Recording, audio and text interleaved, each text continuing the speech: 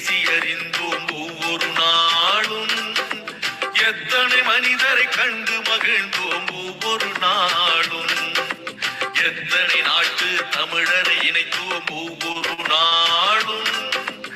எத்தனை அமைப்பின் நட்பினை கொண்டோம் ஒவ்வொரு நாளும். எத்தனை கேள்விகள் எத்தனை பதில்கள் ஒவ்வொரு நாளும். எத்தனை எத்தனை எத்தனை எத்தனை ஒவ்வொரு நாளும். கலந்துரையாடுவோம் கலந்துரையாடுவோம் கலந்துரையாடுவோம். எத்தனை செய்திகள் பேசி அறிந்தோம் ஒவ்வொரு நாளும். எத்தனை மனிதரை கண்டு மகிழ்ந்தோம் ஒவ்வொரு நாளும்.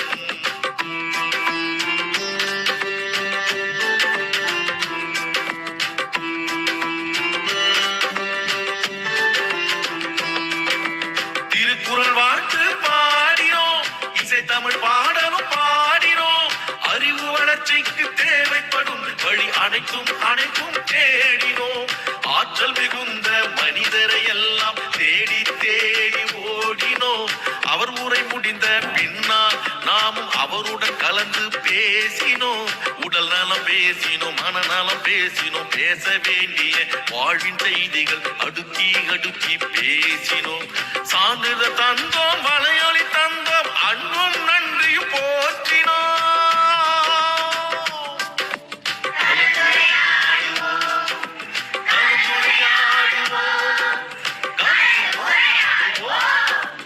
எத்தனை செய்திகள் பேசி அறிந்தோம் ஒவ்வொரு நாளும். எத்தனை மனிதரை கண்டு மகிழ்ந்தோம் ஒவ்வொரு நாள்.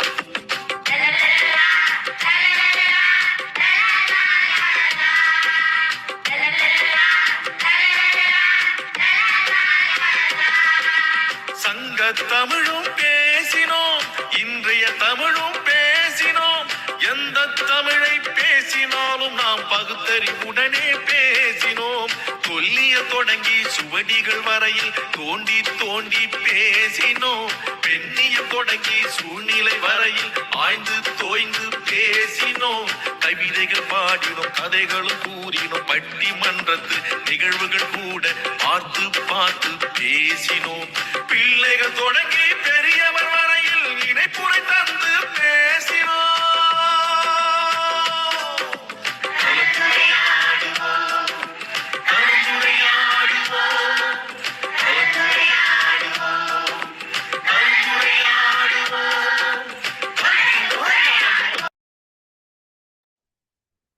அனைவருக்கும் வணக்கம். இன்றைய நிகழ்ச்சி 2144 இன்றைய சிறப்பாளர் அம்மா அவர்களை கலந்துரையாடுவோம் பெறவின் சார்பாக வருபவர்கள் என வரவேற்கிறோம்.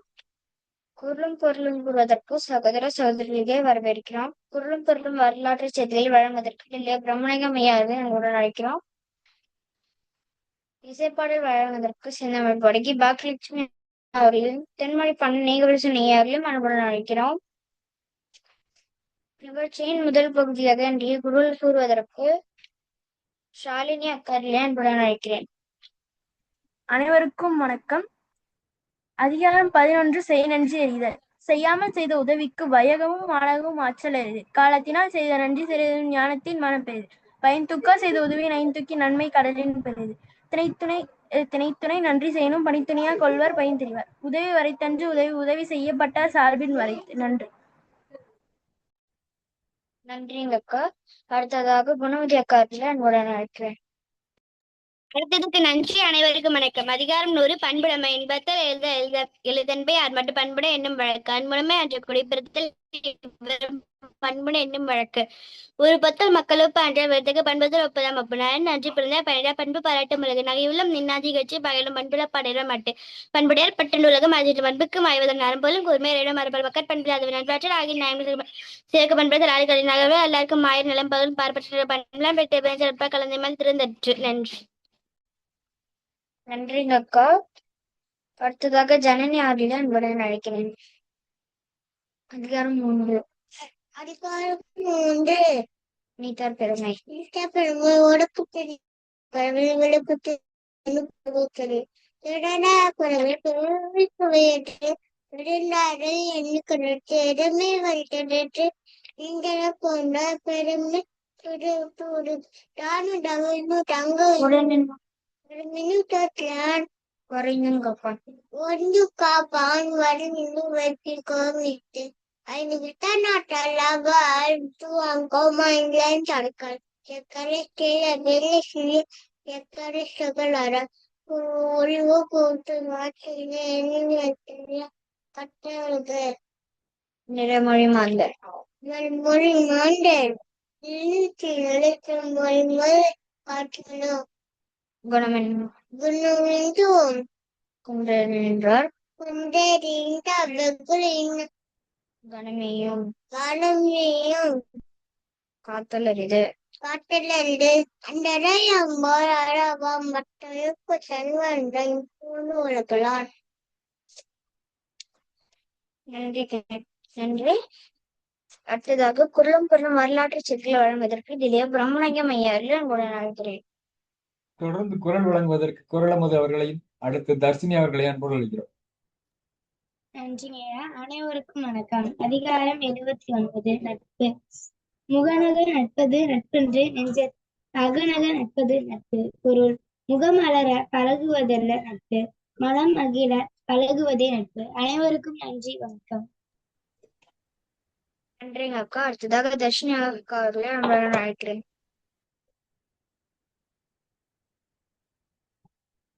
அனைவருக்கும் வணக்கம். அதிகாரம் 31 சொல்லிடத்து காப்பான் சிறங்காப்பான் நன்றிடத்து காக்கையும் காவாப்பது செல்லாயிடத்து சிறந்தீடு சென்னிடத்து இல்லறம் தீய பிற மரத்தான் இவர்களை ஏமாற்றும் தீய பிறத்தான் அதனை வரும் நகையும் மூலையும் சொல்லும் செலுத்தி அவையும் உழவோ பிற தன்னைத்தான் காக்கி சிறங்காக்கி காவாக்க தன்னையே கொண்டு. அனைவருக்கும் நன்றி, வணக்கம். நன்றிங்க அக்கா. அடுத்ததாக குரலும் பொருளும் வரலாற்று செய்திகள் வழங்குவதற்கு திவ்யா பிரம்மநாயகம் ஐயா அவர்களை அன்புடன் அழைக்கிறேன். அழைத்ததற்கு நன்றி இசான். இன்றைய நிகழ்வின் குரல் தீநட்பு அதிகாரத்தினுடைய 4வது குரல். அமரகத்து ஆற்றருக்கும் கல்லாமா அன்னார் தமரின் தனிமை தலை. போர்க்களத்தில் கீழே தள்ளிவிட்டு தப்பி ஓடி போகும் குதிரையை போன்றவர்கள் நட்பை பெறுவதை காட்டிலும் தனித்திருப்பது எவ்வளவோ சிறப்புடையதாகும். இனி வரலாற்றில் இன்று மே மாதம் 9ஆம் நாள். இதே நாளில்தான் 1092ஆம் ஆண்டு லிங்கன் பேராலயம் புனிதப்படுத்தப்பட்டது. 1386ஆம் ஆண்டு இங்கிலாந்தும் போர்ச்சுகலும் வின்சர் மாளிகையில் புரிந்துணர்வு உடன்பாட்டில் கையெழுத்திட்டன. இவ்வுடன்பாடு இப்பொழுதும் நடைமுறையில் உள்ளது. 1502ஆம் ஆண்டு கொலம்பஸ் புதிய உலகிற்கான தனது கடைசி பயணத்தை ஜப்பானியாவிலிருந்து தொடங்கினார். 1874 குதிரையால் செலுத்தப்படும் உலகின் முதலாவது பயணிகள் வண்டி பொம்பை நகரில் அறிமுகப்படுத்தப்பட்டது. 1877ஆம் ஆண்டு உருமேனியாவில் விடுதலை அறிவிக்கப்பட்டது. இதே நாளில்தான் 8.8 அளவு நிலநடுக்கம் பெருவை தாக்கியதில் 2541 பேர் உயிரிழந்தனர். 1901ஆம் ஆண்டு ஆஸ்திரேலியாவின் முதலாவது நாடாளுமன்றம் மெல்பேர்னில் திறந்து வைக்கப்பட்டது. 1919ஆம் ஆண்டு இலங்கையில் முதன்முதலாக உணவு கட்டுப்பாடு அமலுக்கு வந்தது. அரிசி பயன்பாடு மாதம் ஒன்றிற்கு சராசரியாக 30,000 தொன்னிலிருந்து 20,000 குறைக்கப்பட்டது. 1920ஆம் ஆண்டு போலந்து ராணுவம் உக்ரைனில் கீவ் நகரை கைப்பற்றிய வெற்றி நிகழ்வு கிரோசோட்டிக் நகரில் இடம்பெற்றது. 1927ஆம் ஆண்டு கன்பராவில் ஆஸ்திரேலியாவின் புதிய நாடாளுமன்றம் திறந்து வைக்கப்பட்டது. 1933ஆம் ஆண்டு மகாத்மா காந்தி தனது சட்ட மறுப்பு இயக்கத்தை கைவிட்டார். இதே நாளில்தான் 1941ஆம் ஆண்டு ஜெர்மனியின் U-110 உயர்மொழி கப்பலை பிரித்தானிய அரசு கடற்படை தாக்கி கைப்பற்றியது. 2ஆம் உலகப் போர் இதே நாளில் 1945ஆம் ஆண்டு முடிவுக்கு வந்தது. 1956ஆம் ஆண்டு உலகின் 8வது உயரமான மலையான மன்சுலாவின் உச்சி முதலாக சப்பானிய மலையேறிகளால் எட்டப்பட்டது. 1985ஆம் ஆண்டு காரைக்குடியில் அழகப்பா பல்கலைக்கழகம் தொடங்கப்பட்டது. இதே நாளில் 1987ஆம் ஆண்டு போலந்து வார்சாவா நகரில் பயணிகள் விமானம் ஒன்று வீழ்ந்து விபத்துக்குள்ளாகியதில் அதில் பயணம் செய்த அனைத்து 183 பேரும் உயிரிழந்தனர். 1992ஆம் ஆண்டு கனடா நோவா ஸ்கோசியாவை விட்ரகே சுரங்கத்தில் ஏற்பட்ட விபத்தில் 26 தொழிலாளர்கள் உயிரிழந்தனர். இதே நாளில் 1866ஆம் ஆண்டு இந்திய பொருளியலாளர் விடுதலை போராட்ட செயற்பாட்டாளர் கோபாலகிருஷ்ண கோகலே பிறந்தார். இதே நாளில்தான் தமிழறிஞர் வழக்குரைஞர் தமிழ்வேல் உமா மகேஸ்வரர் 1941ஆம் ஆண்டு காலமானார். இதே நாள்தான் இரண்டாம் உலகப் போரில் உயிரிழந்தோருக்கான நினைவு நாளாக இங்கு கடைபிடிக்கப்படுகிறது. இரண்டாம் உலகப் போர் என்பது பல லட்சக்கணக்கான உயிரிழந்தனர். இது பூமியில் நிகழ்ந்த கொடுமையான வரலாற்று நிகழ்வாகும். எதிர்காலத்தில் மீண்டும் இதுபோன்ற ஒரு யுத்தம் ஏற்படக்கூடாது என்பதை நினைவுறுத்தும் வகையில் இரண்டாம் உலகப் போரின் உயிரிழந்தவர்களுக்காகவும் பாதிக்கப்பட்டவர்களுக்காகவும் நினைவஞ்சலி மற்றும் நல்லிணக்க நாளாக இந்த நாள் கடைபிடிக்கப்படுகிறது. வாய்ப்பிற்கு நன்றி, வணக்கம்.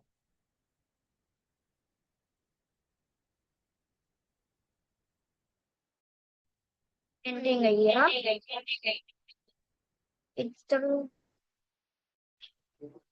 இசைப்பாடல் வழங்குவதற்கு திருமதி அன்னபூர்ணியம்மா அவர்களிடம்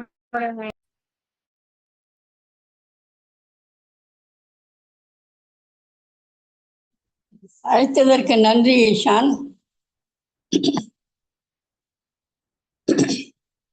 குல தெய்வமே உன்னை கொண்டாடினேன், எனது குறை தீரும் வடிவேலனே குருபரனே குல தெய்வமே.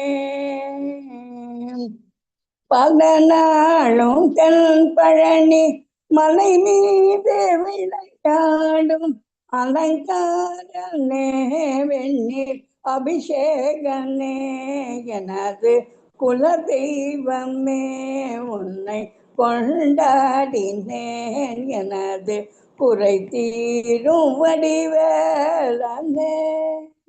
பழுத்த உன்னிலை கண்டு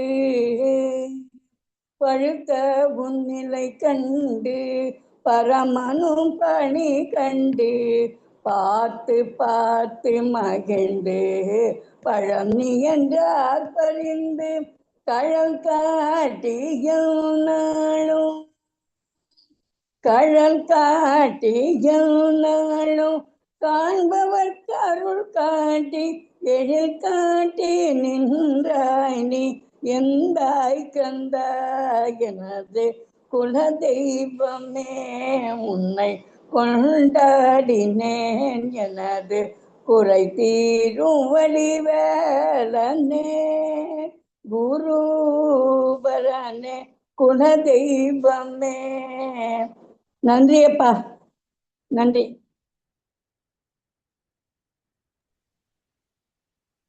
நன்றி நன்றி நன்றிங்கம்மா. இத்தோடு முதலாம் பகுதி நிறைவடைகிறது. இரண்டாம் பகுதியில் ஷாலினி அக்காவிடம் ஒப்படைக்கிறேன். நன்றி, வணக்கம். அழைத்ததற்கு நன்றி. அனைவருக்கும் வணக்கம். கலந்துரையாடுவோம் பேரவை தமிழ்நாடு நடத்தும் கல்விக்களம் நிகழ்வு எண் 2144 9/5/2026 சனிக்கிழமை மாலை 5 மணி. இன்றைய சிறப்பழைப்பாளர் பாரத் சேவக் தமிழ்ச்செம்மல் மருத்துவர் க.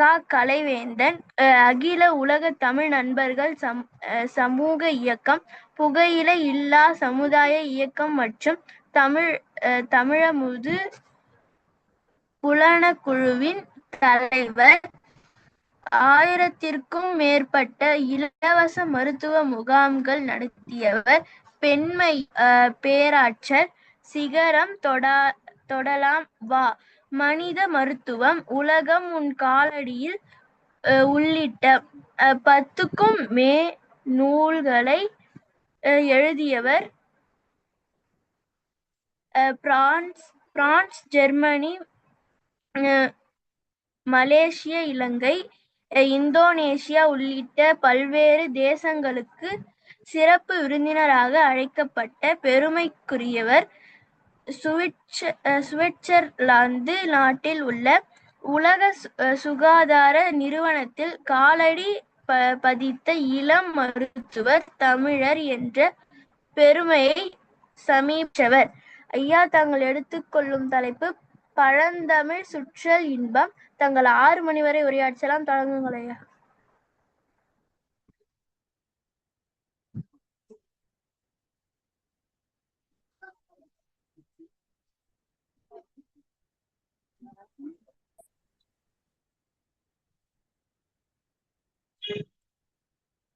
நோக்கரிய நோக்கே நுணுக்கரிய நுண்ணுணர்வை போக்கும் வரவும் புணர்வும் எல்லாம் புண்ணியனே காக்கும் காவலனே காண்பரிய பேருடைய எல்லாம் அந்த இறைவனுக்கு என்னுடைய முதல் வணக்கம்.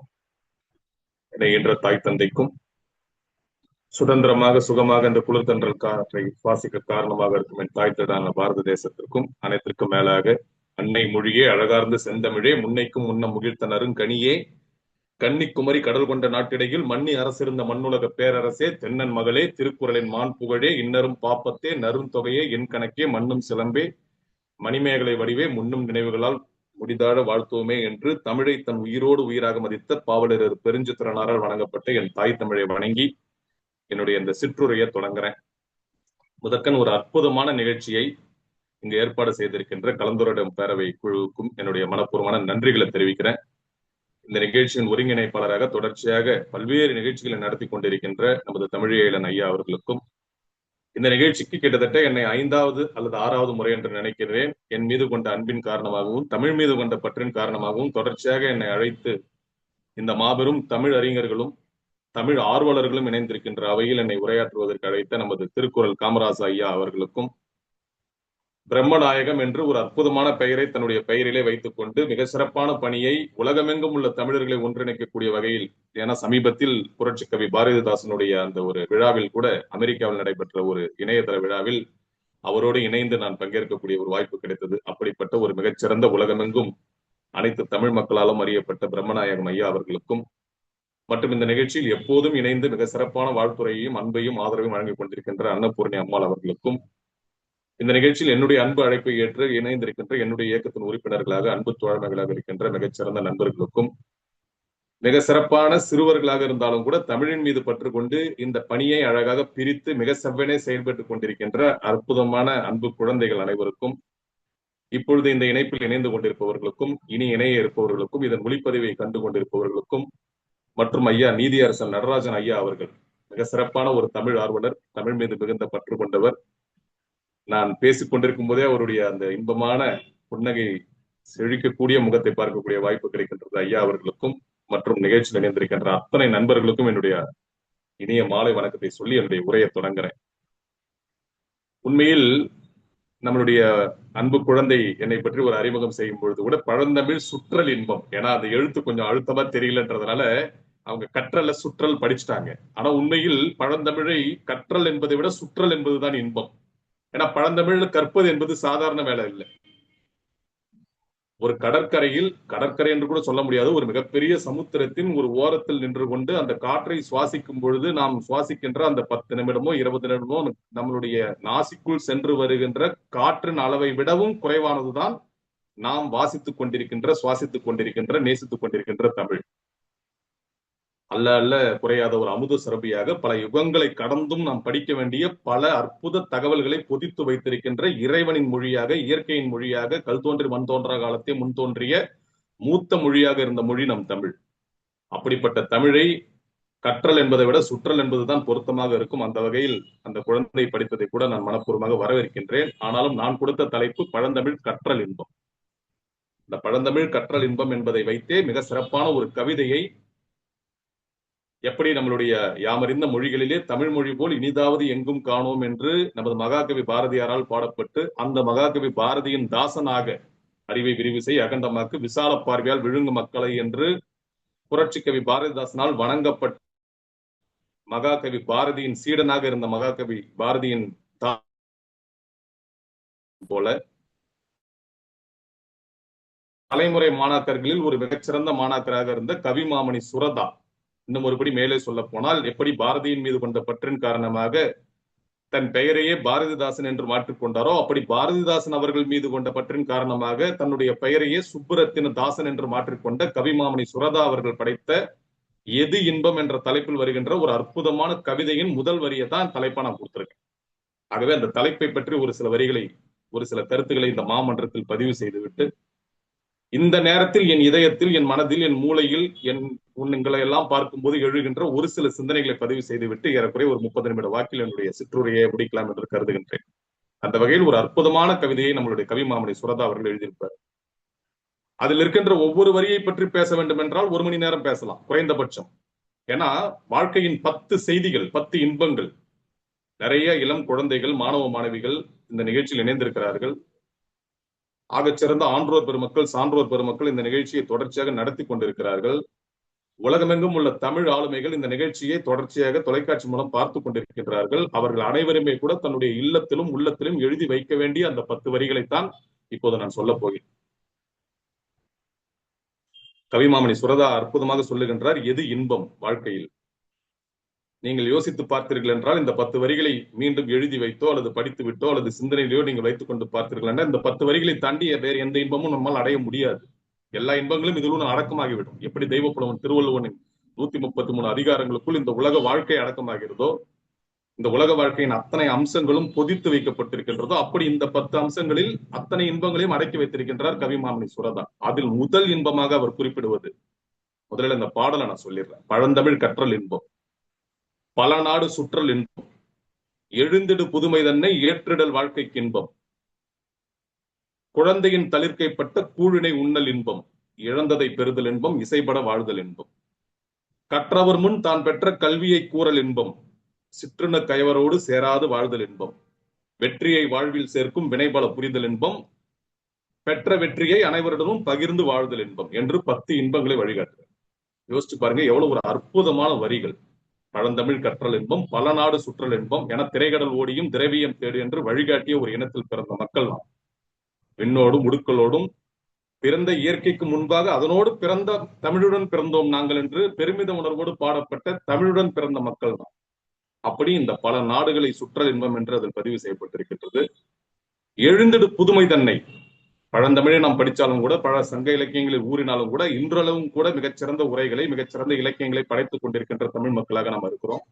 பல புதுமையான கருவிகளை பயன்படுத்தி தான் இன்னைக்கு நம்ம எல்லாம் இணைஞ்சிருக்கோம். உலகமெங்கும் உள்ள ஒட்டுமொத்த தமிழ் மக்களும் இன்று ஒரு புள்ளியில் இணைகிறோம். சங்ககால இலக்கியத்தில் படித்துவிட்டு நாம் அப்போதே அப்படியே நின்று விடவில்லை. இன்றைக்கு சந்திராயன் விண்கலம் என்ற அந்த அற்புதமான விண்கலத்தை விட்டு நிலவின் தென் துருவத்தில் காலடி வைப்பதற்கு திட்டப்பணி இயக்குநர்களாக, ஒருங்கிணைப்பாளராக பணி செய்த அனைவருமே தமிழர்கள் என்பதை மாபெரும் பெருமித உணர்வோடு இங்கு பதிவு செய்யறேன். அதிலும் குறிப்பாக பெண்மையின் பேராற்றல்களாக இருந்த நம்மளுடைய பெண்மணிகள். அப்படிப்பட்ட ஒரு இனமாக இந்த இனம் புதுமையை ஏற்று வாழ்ந்து கொண்டிருக்கின்றது.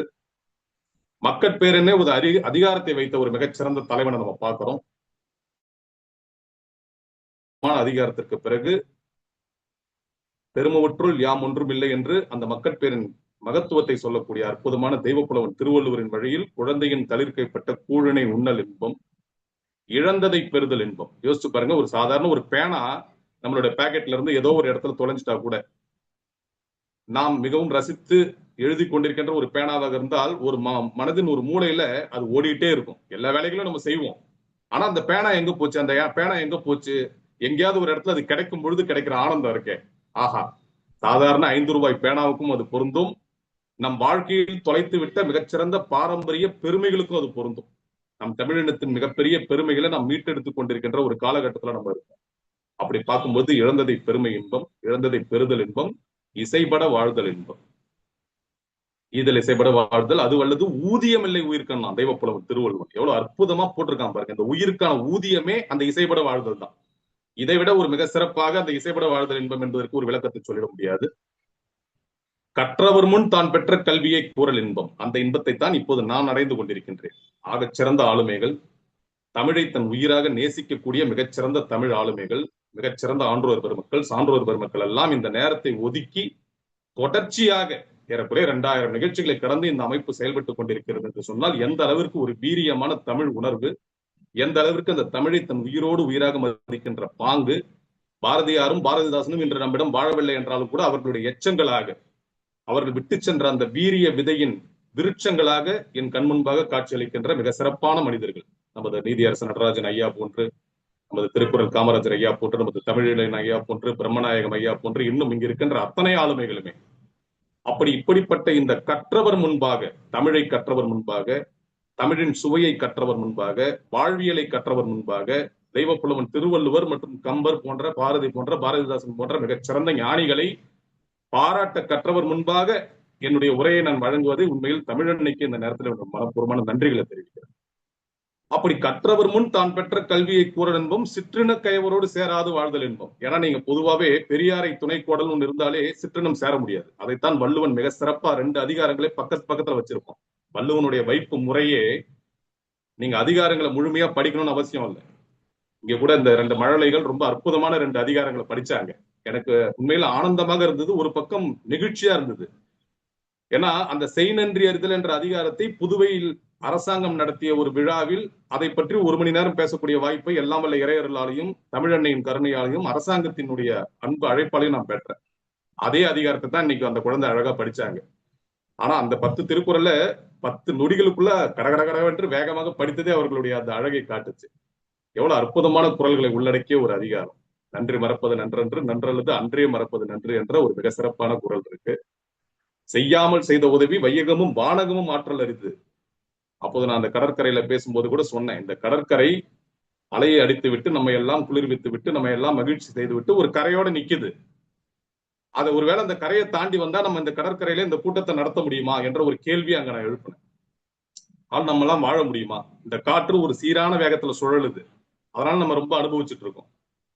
அதுலயும் யோசிச்சு பாருங்க, ஒரு கோடை காலத்துல கத்திரி வெயில் என்று சொல்லப்படுகின்ற ஒரு அக்னி வெயில் சுட்டெரிக்க வேண்டிய வேலையில அருமையான மழை பெய்து ரொம்ப இதமான ஒரு குளிர்காற்று தழுவி கொண்டிருக்கின்ற வேலையில இப்ப உங்ககிட்ட நான் பேசிட்டு இருக்கேன், குறிப்பா புதுவை மாநகரத்துல. அப்ப இந்த இயற்கை எவ்வளவு விஷயங்களை நமக்கு கொடுத்துட்டு இருக்கு பாருங்க. அப்ப செய்யாமல் செய்த உதவி எந்த பலனும் எதிர்பார்க்கல. அததான் வள்ளுவன் ஒப்புரவு ஈகைன்னு 2 அதிகாரங்களை பக்கத்துல வச்சான். அப்படி மிக சிறப்பான அந்த செய் நன்றி அறிதலை ஒரு குழந்தை படிச்சாங்க.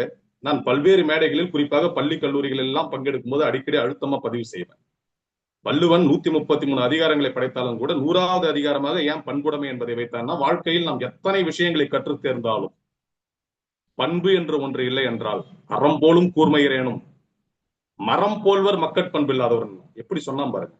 6 அறிவு என்பதை தாண்டி 7, 8, 9, 10, 100 அறிவை கொண்டு நீ அறம் போல கூர்மையான அறிவை நீ பெருக்கிக் கொண்டாலும் பண்பு என்று ஒன்று இல்லை என்று சொன்னால் ஓரறிவு உடைய மரத்திற்குத்தான் நீ சமமானவன் என்று அந்த மரத்தோடு இணைத்து நம்மளோட அற்புதமான வள்ளுவன் வழிகாட்டினான். அப்படிப்பட்ட பண்புடையுமே அந்த குழந்தை அழகா படிச்சாங்க. அப்படி மிக சிறப்பான அதிகாரங்களை எல்லாம் படிக்கக்கூடிய மழலை செல்வங்கள் முன்பாக, இப்படிப்பட்ட கற்றவர் முன்பாக தன் பெற்ற கல்வியை கூறல் என்பம் சிற்றின கயவரோடு சேராது வாழ்தல் என்பம். அதைத்தான் சொல்ல வந்தேன். பெரியாரை திணைக்கோடல் என்று போட்ட அதே வள்ளுவன் அடுத்த அதிகாரமே சிற்றினம் சேராமை தான். அதற்கு பிறகு தெரிந்து செயல் வகை, அதை எப்படி தெரிந்து செயல் வேண்டும் என்பதை எல்லாம் காலமறிதல், வலியறிதல், இடமெறிதல் என்று சொல்லிவிட்டு அப்புறம் தெரிந்து வினையாடல், தெரிந்து தெளிதல் என்று மிக சிறப்பான முறையில் இந்த மழலை செல்வங்களுக்கு மட்டுமல்ல, இளைஞர்களுக்கு மட்டுமல்ல, அனைத்து மனிதர்களுக்குமே ஒரு செயலை எப்படி நாம் செய்ய வேண்டும் என்பதற்கான வழிகாட்டியாக இந்த பழந்தமிழ் நமக்கு கற்றுக் கொடுத்திருக்கின்றது. வெற்றியை வாழ்வில் சேர்க்கும் வினை பல புரிதல் என்போம். அந்த வெற்றியில் வாழ்வில் சேர்க்கும் வினைகள் பல நாம் புரிந்தாலும் கூட அதில் மிக முக்கியமான ஒரு வினை தமிழை படிப்பது. அதனாலதான் நான் ஒரு மருத்துவராக இருந்தா கூட பல மேடைகள்ல சொல்லியிருக்கேன், இந்த நேரத்தில் அதை பதிவு செய்யறேன். சென்ற ஆண்டு உலக சுகாதார நிறுவனத்தில் காலடி பதித்த இளம் மருத்துவர் என்ற பெருமையை தமிழகம் மற்றும் புதுச்சேரி பகுதியிலிருந்து எல்லாம் உள்ள இறையர்களால, இறைவன் கருணையால, தமிழன்னையின் அருளால் நான் பெற்றேன். அந்த சுவிட்சர்லாந்துல இருக்க உலக சுகாதார நிறுவனம் உடல் நலத்தை எப்படி வரையறுக்குது அப்படின்னு சொன்னா, அந்த வரையறையை நான் ஆங்கிலத்தில் சொல்லி சொன்னால்தான் அது தெளிவாக இருக்கின்றதுனால ஆங்கிலத்தை கொஞ்சம் பயன்படுத்திக்கிறேன். It is a state of physical, mental, social well-being, not merely absence of any disease or infirmity. ஒருவன் உடல்நல ரீதியாக, மனநல ரீதியாக, சமூக ரீதியாக எவன் நல்லா இருக்கானோ அவன் தான் உண்மையான நலத்தோடு இருக்கிறான். வெறும் உடலில் ஒரு நோய் இல்லை என்பதனாலேயோ அல்லது ஒரு நோயில் குறைபாடு இல்லை என்பதனாலேயோ ஒரு உடலில் ஊனம் இல்லை என்பதனாலேயோ மட்டும் ஒருவன் நலமா இருக்கான்னு சொல்ல முடியாதுன்னு சொல்லுது உலக சுகாதார நிறுவனம். யார் ஒருவர் உடல்நல ரீதியாக, மனநல ரீதியாக, சமூக ரீதியாக, அப்படி பாத்தீங்கன்னா தமிழை படிக்காதவன் அல்லது தமிழனாக இல்லாதவன் நலமாவே இருக்க முடியாது என்னுடைய பார்வையில. இதை நான் உலக சுகாதார நிறுவனத்துல பதிவு செஞ்சேன். தமிழனாக பிறக்கின்ற ஒவ்வொருவன் தான் இந்த இலக்கணத்துக்கு பொருத்தமானவன். தமிழன் மட்டும்தான் இதை சொல்லவே முடியும். யார் நலமா இருக்கான்னா நலமா இருக்கான்னு தமிழன் மட்டும்தான் சொல்ல முடியும் உலகத்திலே. மற்றவனா தமிழன் கத்துக்கணும். ஏன்னா உடல்நல ரீதியாகவும் 1008 விஷயங்கள் நமக்கு தமிழ் ஞானம் போதிச்சிருக்கு. மனநல ரீதியாக சொல்லவே தேவையில்லை. திருக்குறள் என்ற ஒரு புத்தகம் நம்ம மனசை அக்கு வேற ஆணி வேற பிரிச்சு போட்டிருக்கு. சமூக நலத்துக்கு எத்தனை கவிதைகள், எத்தனை இலக்கியங்கள், எத்தனை அறம் சார்ந்த இலக்கியங்கள், அகப்பாட்டுகள், புறப்பாட்டுகள், 14 கீழ்கணக்கு, 14 மேல் கணக்கு, எத்தனை விஷயங்கள். அப்படி யோசிச்சு பாருங்க. உலக சுகாதார நிறுவனம் கொடுத்திருக்க அந்த வரையறையின்படி நான் நல்லா இருக்கேன்னு சொல்லக்கூடிய ஒரு அடிப்படை தகுதியை தமிழனுக்கு மட்டும்தான் இருக்கு. ஏன்னா இந்த 3த்தையும் கடைபிடிப்பவன் இந்த உலகத்திலே ஒரே இனம் தமிழினம் தான். போர் என்றால் புலிகுணம், பொங்கும் என்ப காதல் என்றால் பூமணம், புகழ்மிக்க மானம் என்றால் உலகுக்கு ஒரே இனம் நம் தமிழினம். மற்றவங்களாம் அவங்க இருந்து கத்துக்கிறோம். ஆனால் நான் பொதுவா சொல்லுவேன், நம்மளுடைய இளைய தலைமுறைக்கும் பல இடங்கள்லயும் தினமும் ஒரு நாளைக்கு அரை மணி நேரம் நடைப்பயிற்சி செய்வது என்பது உங்கள் உடல் நலத்துக்கு பாதுகாக்க உதவும். தினமும் 1 மணி நேரம் தமிழ் படிப்பது என்பது உங்கள் மனநலத்துக்கு உதவும் சொல்லுவேன். அந்த தமிழ் என்பது திருக்குறளாகவோ அல்லது திருமந்திரமாகவோ அல்லது வள்ளலார் எழுதிய திருவாசகமாகவோ அல்லது பாரதி எழுதிய குயில் பாட்டாகவோ பாரதிதாசன் எழுதிய அழகின் சிரிப்பாகவோ மட்டும் இருக்கணும்னு அவசியம் இல்லை. தினத்தந்தி, தினமலர், கல்கி, குமுதம், ஆனந்த விகடனா இருந்தாலும் போதும், சாதாரண ஒரு செய்தித்தாளா இருந்தாலும் போதும். தமிழை உங்கள் கண்கள் பார்க்கணும், தமிழை இந்த காதுகள் கேட்கணும், தமிழை இந்த வாய் பேசணும். அதுதான் மிகப்பெரிய அருமருந்து. அதனால்தான் தமிழ் மருந்து தினம் மருந்து என்றே ஒரு தலைப்பை நான் கொடுப்பேன். அப்ப வெற்றியை வாழ்வில் சேர்க்கும் மூன்றாவதாக இந்த சமூக நலத்துக்கு ஒவ்வொரு மணித்துளியும் நம்மை சுற்றி இருக்கின்ற மனிதர்களை நாம் நேசிக்கணும் அப்படின்னு நான் பல மேடைகளில் சொல்லுவேன். உடல் நலத்துக்கு 1/2 மணி நேரம் நடைபயிற்சி, மனநலத்துக்கு ஒரு நாளைக்கு 1 மணி நேரம் குறைந்தபட்சம் தமிழ் படிக்கணும். அது எந்த தமிழாக இருந்தாலும், அது பாடத்திட்டமோ அல்லது பொது அறிவோ அல்லது இலக்கியமோ அல்லது சராசரி செய்திகளோ, எப்படியோ தமிழை உங்கள் கண்கள் படிக்கணும், உங்கள் காதுகள் கேட்கணும், உங்க வாய் சுவாசிக்கணும், உங்க வாய் பேசணும், அல்லது பிற ஞானிகள் பேசுகின்ற, பிற அறிஞர்கள் பேசுகின்ற கருத்துக்களை நம்ம செவி கேட்கணும். அதனூடாக நம்ம வாழ்க்கையை அமைக்கணும். அப்படி அமைத்ததனாலதான் இந்த தமிழினம் இன்று வரை வீரியமா வாழுது, இன்னும் வாழும். எத்தனை தடைகள் வந்தாலும், இதற்காக எத்தனை முட்டுக்கட்டைகள் போடப்பட்டாலும், எப்பேற்பட்ட விஷயங்கள் செய்யப்பட்டாலும், இந்த தமிழை வெல்வதற்கு ஒருவன் பிறந்துதான் வர வேண்டும். அது முடியவும் முடியாது. ஏன்னா இது இயற்கையின் மொழி, இறைவனின் மொழி என்பது இந்த நேரத்தில் பதிவு செய்யறேன். அப்படிப்பட்ட தமிழ் என்பது மிக சிறப்பான ஒரு விஷயத்தை கொடுக்கும்போது, அந்த தமிழை கற்றுக்கொள்வது என்பது கூட நம் வாழ்க்கையில் வெற்றியை கொடுக்கக்கூடிய ஒரு இன்பமாக கவிமாமணி சுரதா அவர்கள் சொல்லி கடைசியாக சொல்கிறார்கள். அப்படியெல்லாம் பெற்ற அந்த பயனை, வெற்றியை வாழ்வில் சேர்க்கும் வினைபல புரிதல் இன்பம், பெற்றதை அனைவருக்கும் பகிர்ந்து வாழ்தல் இன்பம், பகுத்துண்டு பல்லுயிர் ஓம்புதல். வாடிய பயிரை கண்ட போதெல்லாம் வாடினன் என்று சொன்ன வள்ளல் பெருமான். ஒரு சாதாரண ஓரறிவு உயிருக்கு கூட, ஈவன் ஒரு மண்ணாங்கட்டியை மெதித்து விட்டால் அது நொறுங்குவதை கூட கண்டு மனம் நெகிழ்ந்து மனம் துக்கப்பட்ட வடலூர் வள்ளல் பெறான். அவருடைய குருவாகவே தெய்வப்புலவர் திருவள்ளுவர் தான் வச்சிருந்தார். பகுத்துண்டு பல் மனிதன் சொல்லல, பல் உயிர் ஓம்புதல் சொன்னாரு. எல்லா இடத்துலயுமே உயிர் உயிர் தான் நம்மளுடைய தெய்வப்புலவன் திருவள்ளுவர் நமக்கு வழிகாட்டுறார். இப்படி இத்தனை இன்பங்களை கொண்ட ஒரு அற்புதமான ஒரு பாடலாக கவிமாமணி சுரதா கொடுத்த அந்த ஒரு பாடலின் முதல் வரியைத்தான் நான் இங்க கொடுத்தேன். அந்த தலைப்பை சொல்வதற்கே ஒரு 10 நிமிடம் எடுத்துக்கிட்டேன். இருந்தாலும் கூட இந்த நேரத்தில் ஒரு சில கருத்துக்களை சொல்லி என்னுடைய உரையை நான் நிறைவு செய்யறேன். அதுல அந்த பழந்தமிழ் என்பதையே கூட நான் 4ஆ பிரிக்கிறேன். இந்த நேரத்தில் மிகச்சிறந்த நம்மளுடைய அன்பு ஆளுமைகள்லாம் வந்து இந்த நிகழ்ச்சியில் இணைந்திருப்பதை பார்க்கும்போது எனக்கு கூடுதல் மகிழ்ச்சியா இருக்கு. அவர்கள் அனைவருக்குமே கூட என்னுடைய இனிய மாலை வணக்கங்கள். பழந்தமிழ்ல இன்ஃபேக்ட் நான் 4ஆ பிரிக்கிறேன். பழந்தமிழ் என்பதை பழமையான தமிழ் நீங்க எடுத்துக்கலாம், பழம் தமிழ் போன்ற சுவையான தமிழ் கூட நீங்க எடுத்துக்கலாம். சங்க இலக்கியங்கள், 10 பாட்டு, நற்றிணை, நல்ல குறுந்தொகை, 500, 10 ஓங்கு பரிபாடல், அகம் புறமென இத்திருந்த 8 தொகை என்று 8 தொகை நூல்களா இருந்தாலும் சரி, அல்லது நெடுநல் வாடை உள்ளிட்ட, யோசிச்சு பாருங்க, ஒரு புத்தகத்தோட எப்படி ஒரு அதிகாரம் பல 1000 அர்த்தங்களை சொல்லுதோ, நம் தங்க இலக்கியத்துல அந்த இலக்கியத்தின் தலைப்பே அவ்வளவு 100 அர்த்தங்களை சொல்லுது. நெடுநல் வாடை என்ற தலைப்பே அவ்வளவு விஷயங்களை சொல்லுது. ஒரு தொலைவான அல்லது ரொம்ப நீண்ட ஒரு போர், அதில் நன்மை நடையக்கூடிய ஒரு விஷயம், அங்க இருக்கின்ற வாடை காற்றோடு சேர்ந்து அந்த காதலன் காதலின் தவிப்பும் அதில் அடக்கி இருக்கு. அதனோடு சேர்ந்தாங்க அந்த போரின் வீரச் சூழலையும் அங்க பதிவு செய்யப்பட்டிருக்கு. ஒரு பாடலில் அனைத்து விஷயங்களும் பன்முகத்தன்மைன்னு சொல்றாங்கல்ல, அனைத்து சுவைகளும் உள்ளடக்கிய ஒரு திரைப்படமாக நம்மளுடைய இலக்கியங்கள் பல்வேறு விஷயங்களை காட்டியிருக்கு. அப்படி நெடுநல் நாளை வாடை உள்ளிட்ட பல்வேறு 10 பாட்டு பாடல்களா இருந்தாலும் சரி, கவி சக்கரவர்த்தி கம்பர் உள்ளிட்ட, ஒட்டக்கூத்தர் உள்ளிட்ட, புகழேந்தி புலவர் உள்ளிட்ட பல்வேறு ஞானிகள் எழுதிய பாடல்களா இருந்தாலும் சரி, குற்றால குறவஞ்சியாக இருந்தாலும் சரி, கலிங்கத்து பரணியாக இருந்தாலும் சரி, இப்படி பழந்தமிழ் இலக்கியங்கள் என்பது அது ஒரு சுவை. பழந்தமிழ் என்று இந்த பழத்தின் சுவை போல ஒரு அரசனாக இருப்பவன் ஒரு கவிஞனாக இருந்து பல பாடல்களை நம்மளுடைய இலக்கியத்தை கொடுத்திருக்கான், நம்ம தமிழுக்கு கொடுத்திருக்கான். அது தமிழுக்கு மட்டுமே உள்ள சிறப்பு, வேற எந்த மொழியிலும் இல்லை. நான் பல மொழிகளை ஓரளவுக்கு கற்று தேர்ந்தவன், எல்லாம் வல்ல இறையர்களால். அதை பல மேடைகள்ல பதிவு செஞ்சிருக்கேன். அந்த அடிப்படையில், ஆராய்ச்சியின் அடிப்படையில் நான் சொல்றேன், மேலோட்டமாக சொல்லவில்லை. எப்படி யாமறிந்த மொழிகளிலே தமிழ் மொழி போல் இனிதாவது எங்கும் காணோம் என்று மகாகவி பாரதி பல மொழிகளை கற்று இங்கு பதிவு செய்தாரோ, அந்த அடிப்படையில சொல்றேன். ஒரு அரசனாக இருந்து கொண்டு கவிஞனாக இருந்து கொண்டு இருந்த ஒரே இனம் தமிழ் இனம் தான், வேற எந்த இனமும் இல்லை. அப்படி இருந்தாலும் 1, 2 ரொம்ப ரொம்ப அரிதிலும் அரிதாக இருக்கும். அதுல ஒருத்தன் எழுதுறான், குழந்தை பிறப்புக்காக அல்லது குழந்தையின் மழலை தன்மைக்காக ஒரு பாடலை எழுதின பாடல் நம்ம எல்லாருக்குமே தெரியும்.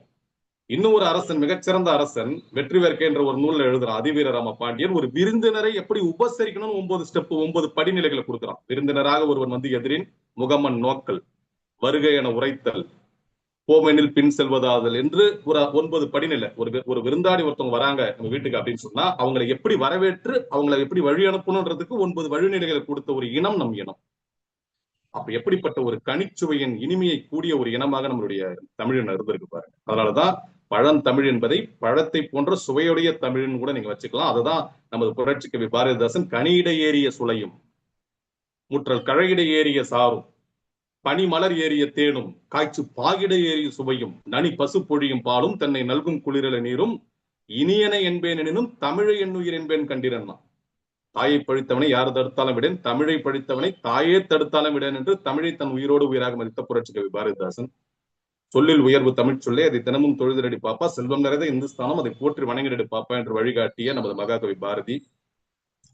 வாழ்ந்தாலும் தமிழுக்கும் தமிழருக்கும் வாழ்வேன், வளைந்தாலும் நெளிந்தாலும் தமிழ் பொருட்டே ஆவேன், தாழ்ந்தாலும் வீழ்ந்தாலும் தமிழ் மேல்தான் வீழ்வேன், தனியேனாய் நின்றாலும் என் கொள்கை மாறேன், சூழ்ந்தாலும் தமிழ் சுற்றம் சூழ்ந்துரிமை கேட்பேன், சூழ்ச்சியினால் பிரித்தென்ற உடலை இரு கூறாய், போழ்ந்தாலும் சிதைத்தாலும் முடிவந்த முடிவே, புதைத்தாலும் எரித்தாலும் அணுக்கள் எல்லாம் அதுவே என்று பாவலர் பெருஞ்சித்திரனார் மிகச்சிறந்த தனித்தமிழ் பாவலர் அற்புதமான பாடலை பதிவு செய்யறாரு.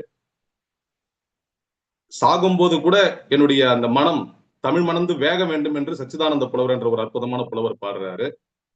விறகு நான் வண்டமிழே உன்னால் வீணையாக மாறினேன், சிறகு நான் சின்னதாக முளைத்த சிற்றீசல் செந்தமிழே உன்னால் விமானமாக மாறினேன் என்று ஒரு புதுக்கவிஞன் பாடுறாரு.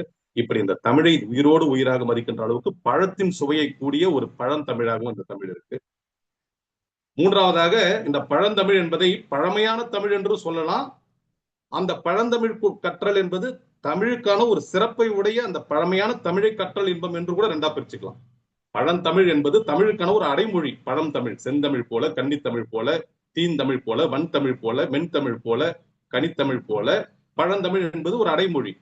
அதை கற்றாலும் என்பதுதான். பொதுவாகவே பழந்தமிழ் என்பது தமிழ் என்பதே கற்றாலே இன்பம் தான். இந்த வகையில் பழந்தமிழ் கற்றல் இன்பம் என்பதை தலைப்பாக நான் கொடுத்ததன் அடிப்படை நோக்கம், இன்றைய இளைய தலைமுறை தமிழை படிப்பதை ஒரு கட்டாய கடமையாக வைத்துக் கொள்ள வேண்டும். அந்த அடிப்படையில் தான் இந்த அமைப்பு கூட தொடர்ச்சியாக பல மாணவ செல்வங்களை, இளைய தலைமுறையை, புதிய தலைமுறையெல்லாம் ஒருங்கிணைத்து அவர்களை திருக்குறளை சொல்ல வைத்து, நமது ஐயா பிரம்மநாயகம் ஐயா கூட மிக சிறப்பான வரலாற்று செய்திகளை, இந்த நாளில் இத்தனை வருடங்களில் என்ன நடந்தது, அது மிக மிக முக்கியம்.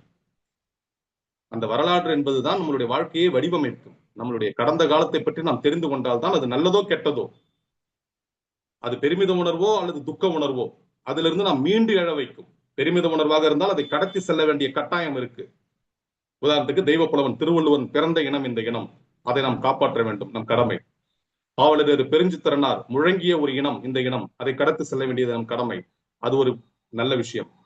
அதே சமயத்தில் நம் தமிழினத்தையும் அதனூடாக இந்த மொழியை அழித்துவிட்டால் தமிழர்களை அழித்து விட வேண்டும் என்ற அடிப்படையில் இன்றளவும் பல்வேறு விதமான வன்கொடுமைகள் தமிழர்கள் மீது உலகளாவியாவில் ஏவப்பட்டிருக்கின்றன. அந்த வகையில் யோசிச்சு பாருங்க. வாசிப்பை நேசிப்போம் என்று பல வழிகளை வழிகாட்டிய ஒரு இனம் நம் இனம்.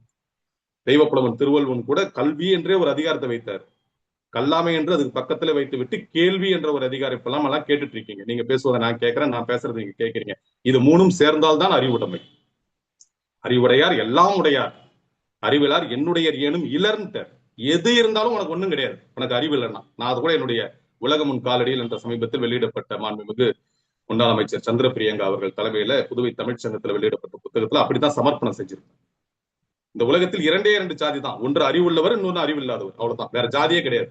ஜாதி இரண்டொழிய வேறு இல்லை. நம்மளுடைய ஞானிகள் பலவிதமா பாடினாங்க. இட்டார் பெரியார், இடாதார் இழிகுலத்தோர், பெரியார் சிறியார்னு பலவிதமா வகிச்சாங்க. என்னை பொறுத்தவரை உலகில் இரண்டே ஜாதி, ஒன்று அறிவுள்ளவர், இன்னொன்னு அறிவில்லாதவர். நான் அதை இன்னும் ஒருபடி மேல சொல்லுவேன். அந்த அறிவுள்ளவதற்கு முன்னாடி ஒரு அடைப்புக்குறிவுல தமிழ்னு போட்டுவேன். ஒன்று தமிழ் அறிவுள்ளவர், இன்னொன்று அறிவில்லாதவர். உலகத்துல ரெண்டே ஜாதி தான். ஒன்று தமிழ் அறிவுள்ளவர், இன்னொரு அறிவில்லாதவர். தமிழ் அறிவுன்றாலே நீங்க தமிழ் இல்லாம வெறும் அறிவு இருந்தா அது வேஸ்ட். அறிவை விரிவிசை அகண்டமாக்க விசால பரவல் விழுங்கும் மக்கள் என்பதுல நீங்க தமிழை விட்டு நீங்க உலகத்தில் எத்தனை அறிவை நீங்கள் பெருக்கிக் கொண்டாலும் அது வீணும். தமிழ் என்ற ஒற்றை வார்த்தையை கற்றுக்கொண்டாலே அது உலகத்தில் இருக்கின்ற அத்தனை அறிவுக்கும் சமம் சொல்லுவேன். ஏன்னா அத்தனை விஷயங்களை, அத்தனை செய்திகளை உள்ளடக்கிய இனம் நம் இனம், நம் மொழி நம் மொழி. அப்படிப்பட்ட அற்புதமான விஷயங்களை எல்லாம் கொடுத்த இந்த தமிழ் மொழியில தான் இந்த பழந்தமிழை கற்றுக்கொள்வது மிக மிக முக்கியம் என்ற அடிப்படையில் அனைவரும் இணைந்து இந்த விஷயங்களை நாம் செய்து கொண்டிருக்கின்றோம். அப்படி பல்வேறு ஞானிகள், பல்வேறு இலக்கிய வல்லுநர்கள் பல்வேறு விதமான செய்திகளை நமக்கு கொடுத்திருந்தாலும் கூட இப்படி ஒரு விருந்தினரை எப்படி உபசரிக்க வேண்டும், வாழ்க்கையில் நாம் எப்படி முன்னேற வேண்டும் என்பதையெல்லாம் பல ஞானிகள் நமக்கு வழிகாட்டியிருக்காங்க. அதில் மிக முக்கியமாக தெய்வப்புலவன் திருவள்ளுவரை பத்தி சொல்லாம இந்த உரையை நான் முடிக்க முடியாது. குறிப்பாக நிறைய இளம் தலைமுறை இருப்பதனால அதை மட்டும் சொல்லி நான் நிறைவு செய்யறேன். ஒரு செயலை நாம் எப்படி செய்ய வேண்டும் என்பதற்கு பல அதிகாரங்களை வச்சாரு. ஒரு வினை என்பதை வைத்து 3 அதிகாரங்களை வைத்தாரு. வினை தூய்மை, வினை திட்பம், வினை செயல் வகைன்னாரு. செயல் வகை என்பதை 3 தான் பிரிச்சாரு. ஒட்டுமொத்த திருக்குறள்ல 133 அதிகாரத்துல 3 தான் செயல் வகை. ஒன்னு பொருள் செயல் வகை, ஒன்னு தெரிந்து செயல் வகை, ஒன்னு வினை செயல் வகை. ஒரு 4 அதிகாரங்கள் இளைஞர்கள் அனைவருக்கும் மிக அவசியம்ன்றதுனால அப்படியே கொத்த வச்சிருப்பாரு தனியா. ஊக்கமுடைமை, மடியின்மை, ஆள்வினை உடைமை, இடுக்கண் அழியாமை. நீங்க வாழ்க்கையில் உயர்வதற்கு இந்த 4 அதிகாரத்தை மட்டும் படிச்சு அதன் சுவையை உணர்ந்தாலே போதும். இன்னும் உலகத்தையே வெற்றி கொள்ளணும் அப்படின்னா கல்விக்கு போயிடணும். அதுக்கு முன்பாக இறைமாட்சிக்கு போயிடணும். இறைமாட்சியில இருந்து இறைமாட்சி, கல்வி, கல்லாமை, கேள்வி, அறிவுடைமை, குற்றம் கடிதல், பெரியாரை துணைக்கோடல், சிற்றினம் சேராமை, தெரிந்து செயல் வகை, காலமறிதல், வலியறிதல், இடனறிதல், தெரிந்து தெளிதல், தெரிந்து வினையாடல், சுற்றந்தழால் வரலி, அப்படி போகணும். ஒரு செட்டு, அது ஒரு கொத்து. அப்படியே அப்புறம் சுற்றந்தர், தொச்சாவமை, செங்கோன்மை, கொடுங்கோன்மை எல்லாம் அப்படியே கொஞ்சம் சாதாரணமாக படித்து விட்டு மறுபடியும் ஊக்கமுடைமைக்குள்ள நுழைஞ்சிடணும். ஊக்கமுடைமை, மடியின்மை, ஆள்வினை உடைமை, இடுக்கண் அழியாமை, அமைச்சு, சொல்வன்மை, நட்பு, நட்பாராய்தல், கூடா நட்பு, பழமை, தீ நட்பு, அது ஒரு கொத்து. இந்த 2 கொத்துகளை நீங்க மொத்தமா படிச்சு அதுல இருக்க சாரத்துல 100ல் 1 உரிந்து விட்டாலே நீங்கள் உலகத்தில் பெரிய ஆள் தான். 100ல் 1. அப்ப யோசிச்சு பாருங்க, அப்படிப்பட்ட அணுகுண்டு வார்த்தைகளாக அங்க வள்ளுவர் வச்சிருக்காரு. சாதாரண செய்திகளை மிக சுவையாக, அதுதான் சொன்ன பழந்தமிழ், அந்த இனிப்பின் சுவையோடு ஒரு ஒப்புரவுன்றதுக்கு கூட நமக்கு புரியணுன்றதுக்காக 3 உதாரணம். ஊருக்கு நடுவுல ஒரு குளம் இருக்கு, அந்த குளத்தின் தண்ணி எப்படி எல்லாருக்கும் பயன்படணும். ஊருக்கு நடுவுல ஒரு அற்புதமான மருந்து தன்மை கொண்ட ஒரு மரம் இருக்கு, அது எப்படி பயன்படுது. உலகமெல்லாம் இந்த மழையை பொய்வித்து மிக சிறப்பாக நமக்கு எல்லாம் வழிகாட்டுது, அந்த மழை எப்படி பயன்படுது. அப்படி இருக்கணும் நம்மளுடைய ஒப்புரவுன்றாரு. ஒரு செயலை நாம் செய்வதற்கு முன்பாக நம்மளுடைய வலிமை என்ன, முதல்ல அந்த செயலின் வலிமை என்ன. செயலின் வலிமைக்கே ஒரு அர்த்தம் கொடுத்த, செயலின் வலிமைக்கே ஒரு முக்கியத்துவம் கொடுத்த ஒரே புலவன், ஒப்பற்ற புலவன், தெய்வ புலவன் தான். வேற எந்த இலக்கியத்திலும் படித்த பல மோட்டிவேஷனல் புக்ஸ் என்று சொல்லப்படுகின்ற ஆங்கில புத்தகங்களை நான் படிச்சிருக்கேன். எந்த இடத்துலயுமே நேரா போயிடுவான். அந்த வினையை செய்பவருக்கும் அந்த வினைக்கு வருகின்ற பிரச்சனைக்கும் வினைக்கே எவனும் போனதில்லை. அந்த வினை வலிமை என்ற முதல் வார்த்தையை போட்ட ஒரே புலவன், ஒப்பற்ற புலவன், தெய்வ புலவன் தான். நீங்க படிச்சு பாருங்க, வினை வலிமை என்ற வார்த்தையை எழுதியிருப்பார். முதல்ல அந்த வினை என்ன, நீ எந்த செயலை வேணாலும் செஞ்சிடலாம். ஒரு திருடம் கூட பாத்தீங்கன்னா ரொம்ப அற்புதமா தான் செய்யறான், தன்னுடைய வலிமையை உணர்றான், எதிராளியுடைய வலிமையை உணர்றான். அந்த பேங்க்ல அலாரம் கடிகாரம் இருக்கா, இல்ல இந்த டெக்னாலஜி ஏதாவது கண்டுபிடிக்க முடியுமா, எல்லாத்தையும் உணர்ந்துதான் கொள்ள அடிக்கிறான். அங்க வினை வலிமையிலே கட்டாயிடுது இல்ல, அந்த வினைக்கு அந்த வலிமை இல்லையே, அந்த வினையால் எந்த பயனும் இல்லையே. அதனால வினை வலிமை, தன் வலிமை, மாற்றான் வலிமை, துணை வலிமை, தூக்கி எறிந்து செயலன்றோம். வினை செயல் எவ்வளவு அற்புதமாக அந்த வலி எறிதல்ல போட்டிருக்காரு. ஆற்றின் அளவறிந்து ஈகன் வழிகாட்டுறாரு. நுனிக்கொம்பல் ஏறினர் என்று ஒரு அற்புதமான உதாரணத்தை அந்த அற்புதமான ஒரு அதிகாரத்துல நமக்கு வழிகாட்டுறாரு. அப்படியே அடுத்தது போனீங்கன்னா, என்னதான் உங்களுக்கு வினை செயல் வகையாக நீங்க இருந்தாலும் கூட, வினையை செய்யக்கூடியவர்களாக இருந்தாலும் கூட, சரியான இடத்தில், அதற்கு முன்பாக சரியான காலத்தில், அந்த காலத்தை கூட பொதுவா சொன்னா, எனக்கு காலம் என்பதே ஒரு ஜாலம் தான். உண்மையில் காலம் என்பது ஒண்ணு இல்லை. நம்மளுடைய வசதிக்காக ஒண்ணு வச்சிருக்கோம். 2000 ஆண்டுகளுக்கு முன்னால வள்ளுவர் வாழ்ந்தாரு, இப்ப நம்ம வாழறோம், நம்ம அதை கணக்கிட்டு சொல்றோம். உண்மையில் இது காலம் என்பது நாம் வகுத்து கொண்டது, அப்படியே ஓடுது வாழ்க்கை, அவ்வளவுதான். நாம் நம்மளுடைய சில சாதனைகளுக்காகவும் சில வரைமுறைகளுக்காகவும் ஒரு வரலாற்றுக்காகவும் நம்ம காலம் ஒண்ணு வச்சிருக்கோம். என்ன காலம்? ஜனவரி 2026 ஜனவரி 2027 என்ன வித்தியாசம்? ஒரு வருடம் ஓடி இருக்கு, பூமி ஒரு சுழற்சி பண்ணி இருக்கு, நம் வாழ்க்கை அப்படியேதான் இருக்கு, நம்ம அப்படியேதான் இருக்கோம். ஆனால் போன வருடம் நான் சுவிட்சர்லாந்து போனேன் அப்படின்னு சொல்றதுக்கு தான் அந்த காலம் பயன்படுத்த தவிர அந்த காலத்துல ஒரு பெரிய மகத்துவம் எதுவும் கிடையாது. ஆனால் ஒரு செயலை செய்வதற்கு அந்த காலம் என்பது மிக அவசியம். அதை வள்ளுவன் மிக சிறப்பா வழிகாட்டுறான். காலம் எறிதல் உடனே வைக்கிறான். வினையறிதல், வலியறிதலுக்கு அடுத்த அதிகாரமே. அதுல சாதாரண ஒரு கொக்க வச்சு, கொக்கொக்க கூம்பும் பருவத்து குத்தொக்க சீர்த்த இடத்தன்றான். நீங்க பாத்துருக்கலாம் குளக்கரையில. ஏன்னா நிறைய மாணவ செல்வங்கள் இங்க இருக்கீங்க, அதனால சில அதிகாரங்களை நான் தொட்டு காட்டிட்டே ஒரே நிறைவு செய்யணும்னு நினைக்கிறேன். பழந்தமிழ் கற்றல் என்பம் என்ற இந்த தலைப்பை பல யுகங்கள் கொடுத்தால் கூட பேசி முடிக்க முடியாது. பல யுகங்கள், பல வருடங்கள் இல்ல, பல யுகங்கள். திருக்குறளை பேசுவதற்கே பல யுகங்கள் வேணும். அப்படி யோசிச்சு பாருங்க, எத்தனை இலக்கியம் இருக்கு. கவி சக்கரவர்த்தி கம்பருடைய அற்புதமான அந்த கம்பர் விழா இப்ப புதுச்சேரியில நடந்துட்டு இருக்கு. நேற்று தொடங்கி இன்று நாளை வரையில் நடக்குது. கவி சக்கரவர்த்தி கம்பருடைய ஒரு பாட்டை சொல்றதுக்கே நமக்கு பல யுகங்கள் வேணும். இப்படி சொல்லிக்கொண்டே போனால் இது ஒரு பெரிய ஒரு யுகம். இந்த நேரத்தில் என் மனதில் தோன்றுவது இங்க சொல்லி நான் பதிவு செய்யறேன். அதன் மூலமாக ஒரு சின்ன ஒரு மின்னல் கீற்று போல ஒரு கோட்டையை நான் இங்க வைக்கிறேன் இந்த இளைய தலைமுறைக்காக. இங்க இருக்கின்ற ஆன்றோர் பெருமக்கள், சான்றோர் பெருமக்கள் அறியாததல்ல, அவர்கள் இதைவிட பல மடங்கு தெரிந்தவர்கள், பல மேடைகளை கண்டவர்கள், பல்வேறு உரைகளை நிகழ்த்தியவர்கள். அப்ப பகல் வெல்லும் கூகையை காக்கை இகழ்வெல்லல் வேண்டும் வேந்தற்கு பொழுதுன்றார். வேந்தருக்கே பொழுதுன்றார், மன்னருக்கே அந்த பொழுது வேணும்ன்றார். அப்ப சாதாரண மனிதருக்கு எந்த அளவுக்கு பொழுது வேணும், அந்த பொழுது எப்படி நாம் விரயமாக்காமல் நம்மளுடைய வாழ்க்கையில் செழுமையாக வாழ வேண்டும் என்பதை அதிலிருந்து நம்ம தெரிஞ்சுக்கணும். அதனால்தான் பல அணிகளாக வச்சிருப்பார். ஓமை அணி, எடுத்துக்காட்டு ஓமை அணி, இல்பொருள் ஓமை அணி, சொற்பொருள் பின்வரும் நிலை அணி, பிரிது மொழிதல் அணி, ஏகதேச உருவகணி, உருவகணி என்று பல அணிகளையும் கூட, நம் தமிழே ஒரு அணிகலன்கள் உள்ள ஒரு மொழி தான். வளையாபதி என்று கைக்கு போடுகின்ற வளையலாக ஒரு பாட்டு இருக்கு, சிலப்பதிகாரம் என்று காலில் போடுகின்ற சலங்கையாக ஒரு பாட்டு இருக்கு, குண்டலகேசி என்று அற்புதமான ஒரு இலக்கியம் இருக்கு, மணிமேகலை என்று இருக்கு. இப்படி காப்பியங்களையே அணிகலன்களாக கொண்ட ஒரு அற்புதமான தமிழெண்ணையை பெற்றவர்கள் நாம். அப்ப எந்த அளவிற்கு இந்த பொழுதை பயன்படுத்த வேண்டும் என்று மிக சிறப்பான சாதாரண உதாரணங்களோடு நமக்கு வழிகாட்டுறார் வள்ளுவர். ஆனால் எதை செய்தாலும் எங்கு செய்தாலும், அது எப்பேற்பட்ட வினையாக இருந்தாலும், எந்த நேரத்தில் செய்தாலும், எந்த இடத்தில் செய்ய வேண்டும். இதைத்தான் கவிமாமணி சுரதாவும் அந்த வரியில் எழுதியிருப்பார். கற்றவர் முன்பு தான் பெற்ற கல்வியை கூறல் என்போம். அதையே வள்ளுவன் தனியாவும் பிரிச்சு எழுதியிருப்பார், அவையறிதல் அவையஞ்சாமை என்ற 2 அதிகாரத்துல. அப்படி இப்படிப்பட்ட அந்த மாபெரும் சபை, அப்படியே என்னுடைய அந்த கண்ணாடி, என்னுடைய செல்போன், என்னுடைய அந்த கைபேசி திரையில பார்க்கும்போது பாக்குறேன், ஒவ்வொருத்தரும் ஒரு முத்துக்களாக அப்படியே எனக்கு தெரியுறாங்க. நமது பிரம்மநாயகம் ஐயா போன்று, நமது நீதியரசு நடராஜன் ஐயா போன்று, நமது திருக்குறள் காமராஜ் ஐயா போன்று, இன்னும் பல்வேறு ஆளுமைகள். இவர்கள் முன்பாக இந்த தமிழை பேசுவது என்பதுதான் தமிழுக்கு சிறப்பு. இப்ப நான் மருத்துவக் கல்லூரியில படிக்கும் போது ஒரு டெஃபினேஷன் படிச்சேன். Index is a numerical value describing the relative status of a population on a graduated scale within a definite upper lower limit which is designed to permit and facilitate the upper and lower classification by the same criteria and method. இத Indian medical அசோசியேஷன்ல அடுத்த வாரம் பெங்களூர்ல கலந்துக்கும் போது பேசினாதான் அப்பதான் அதுக்கு சிறப்பு. இல்ல அந்த மாமன்றத்துல போயிட்டு இப்ப பேசிட்டு இருக்க தமிழை பத்தி பேசினா அவன் ஒண்ணுமே தெரியாம முழிச்சிட்டு இருப்பான். அவனுக்கு ஒண்ணுமே புரியாது, இதோட சுவையே தெரியாது, எந்த இடத்துல எதை பேசணும்னு நமக்கு தெரியணும். இந்த ஸ்டெத்தை கூட நான் போடுவதற்கான காரணம், பல பேர் நான் பேசுகின்ற தமிழை பார்த்து நான் தமிழ்ல முனைவர் பட்டம் வாங்கிட்டேன்னு முடிவெடுத்துறாங்க. பல பேர் முனைவர்னே போட்டுறாங்க பத்திரிகையில. அதை உடைக்கிறதுக்காக தான், இல்லைங்க நான் மருத்துவர் அப்படின்ற அடையாளம் காட்டுறதுக்கு தான் இந்த ஸ்டெத்தஸ்கோப் கூட போட்டுட்டு உட்கார வேண்டியதா இருக்கு பல நேரங்கள்ல. அப்ப இந்த அவையில், இந்த இடத்தில் இந்த தமிழை பேசினால்தான் அது எனக்கும் மகிழ்ச்சி, இதை ரசித்து ருசித்துக் கொண்டிருக்கின்ற இந்த ஆன்றோர் பெருமக்களுக்கும் மகிழ்ச்சி. அந்த இடத்தில் நான் செய்துவிட்ட புகையிலை ஆராய்ச்சியோ, புற்றுநோய் ஆராய்ச்சியோ, அல்லது சுவிட்சர்லாந்தில் உலக சுகாதார நிறுவனத்தில் நான் கண்டு ரசித்த காட்சிகளை பேசினால்தான் அந்த இடத்தில் அது சிறப்பு. குடும்பத்தில் இருக்கும்போது குடும்ப உறுப்பினர்களோடு நாம் எப்படி பேச வேண்டுமோ அங்கு அப்படி பேசினால்தான் அங்கு சிறப்பு. ஒரு பொது அவையில் வரும்போது அந்த இடத்தில் நாம் எப்படி பேச வேண்டுமோ அதுதான் அங்கு சிறப்பு. நண்பர்களோடு பேசும்போது நட்பை பராமரிக்கின்ற வகையில் எப்படி பேச வேண்டுமோ அங்குதான் அது சிறப்பு. ஆகவே எந்த இடத்தில் எப்படி செய்ய வேண்டும், இததான் இடம் பொருள் ஏவல் என்று ரொம்ப இலக்கணமா அழகா தெளிவா சுருக்கமா சொல்லுச்சு நம்ம தமிழ் நமக்கு கத்துக் கொடுத்தது. எவ்வளவு கத்துக் கொடுத்திருக்கு. எல்லாம் இந்த இலக்கியவாதிகள்கிட்ட, ஞானிகள்கிட்ட, புலவர்கள்ட்ட பெற்ற வார்த்தைகளை தான் சுருக்கமா, கந்தையானாலும் கசக்கி குடி, கூழானாலும் குளித்து குடி, கந்தையானாலும் கசக்கி கட்டுன்னு சிம்பிளா சொல்லிட்டு போயிடும் பழமொழி. அது எங்க நீங்க பாத்தீங்கன்னா உண்டி சுருக்குதல் பெண்டிற்கழகன் அவையார் எழுதியிருப்பாங்க. மிகையினும் குறையினும் நோய் செய்வார் வழி முதலா எண்ணிய 3 வள்ளுவர் எழுதியிருப்பாரு.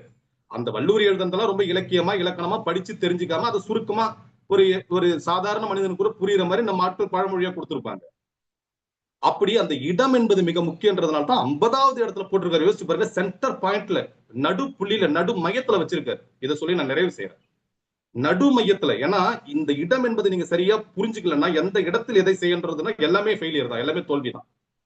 அது கண் கூட நம்ம பாக்குறோம். இப்பொழுது நடந்து கொண்டிருக்கின்ற அரசியல் நிலவரத்துல கூட பாக்குறோம்.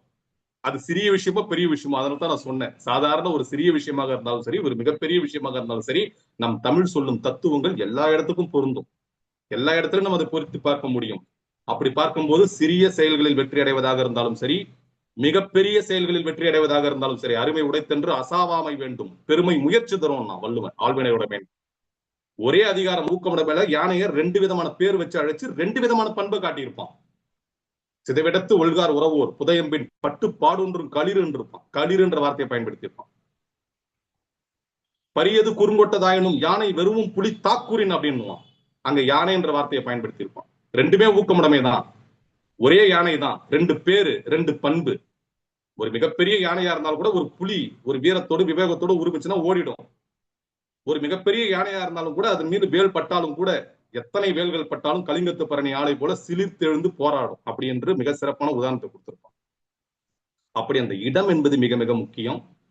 அந்த இடத்துக்கும் எவ்வளவு ஒரு அற்புதமான 3 அற்புதமான உதாரணங்கள். ஒரு சாதாரண தேர், நல்ல கால் வலிமையுள்ள, நல்ல சக்கரங்கள் வலிமையுள்ள ஒரு தேர் நிலத்துல ஓடும். கடல்ல ஓடுமா? நம்மளை பார்த்து கேட்கிறாரு. கால்வல் ஓடும் நடுந்தேர் ஓடா நாவாயும் ஓடா நிலத்து அப்படின்றாரு. காலாள் கலரில் நரி அடும் கண்ணஞ்சா வேளாள் முகத்தை களிறுன்றாரு. மிகப்பெரிய யானையா இருந்தாலும் கூட சேத்துல சிக்கிடுச்சுன்னா அதோட நிலைமை அவ்வளவுதான். அதனாலதான் சிற்றினம் சேராமைன்றதுல ரொம்ப முக்கியத்துவம் கொடுத்து வள்ளுவர் பெரியாரை துணை கோடல் போட்டார் ஆரம்பத்திலே. அப்புறம் கொஞ்சம் தள்ளி மிடில் அந்த பொருட்பால் எல்லாத்தையும் முடிச்சுட்டு பெரியாரை பிழையாமைன்னு போட்டிருப்பாரு. 2 அதிகாரங்கள் பெரியவர்களுக்கு. ஒன்னு பெரியாரை துணை கோடல், ஒன்னு பெரியாரை பிழையாமை. யோசிச்சு பாருங்க. அப்ப பெரியார்களுக்கு எவ்வளவு முக்கியத்துவத்தை கொடுத்திருக்காரு பாருங்க. அதிலும் அந்த குறள்களை படிச்சு பார்த்தா அதுல எவ்வளவு ஆழமா கொடுத்திருப்பாரு. பெரியவர்களே நம்ம எப்போதும் வணங்க வேண்டும், அவர்களை எப்போதும் துணையாக கொள்ள வேண்டும்.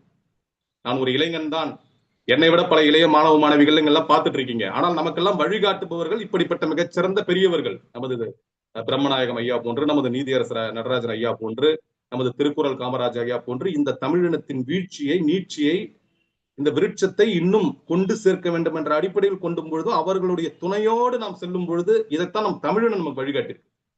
அப்படித்தான் தெய்வப்புலவன் திருவள்ளுவன் நமக்கு வழிகாட்டியிருக்காரு. அப்படித்தான் வள்ளுவர் நம்ம திருவாசகத்தை படைத்த வள்ளலர் வழிகாட்டியிருக்காரு.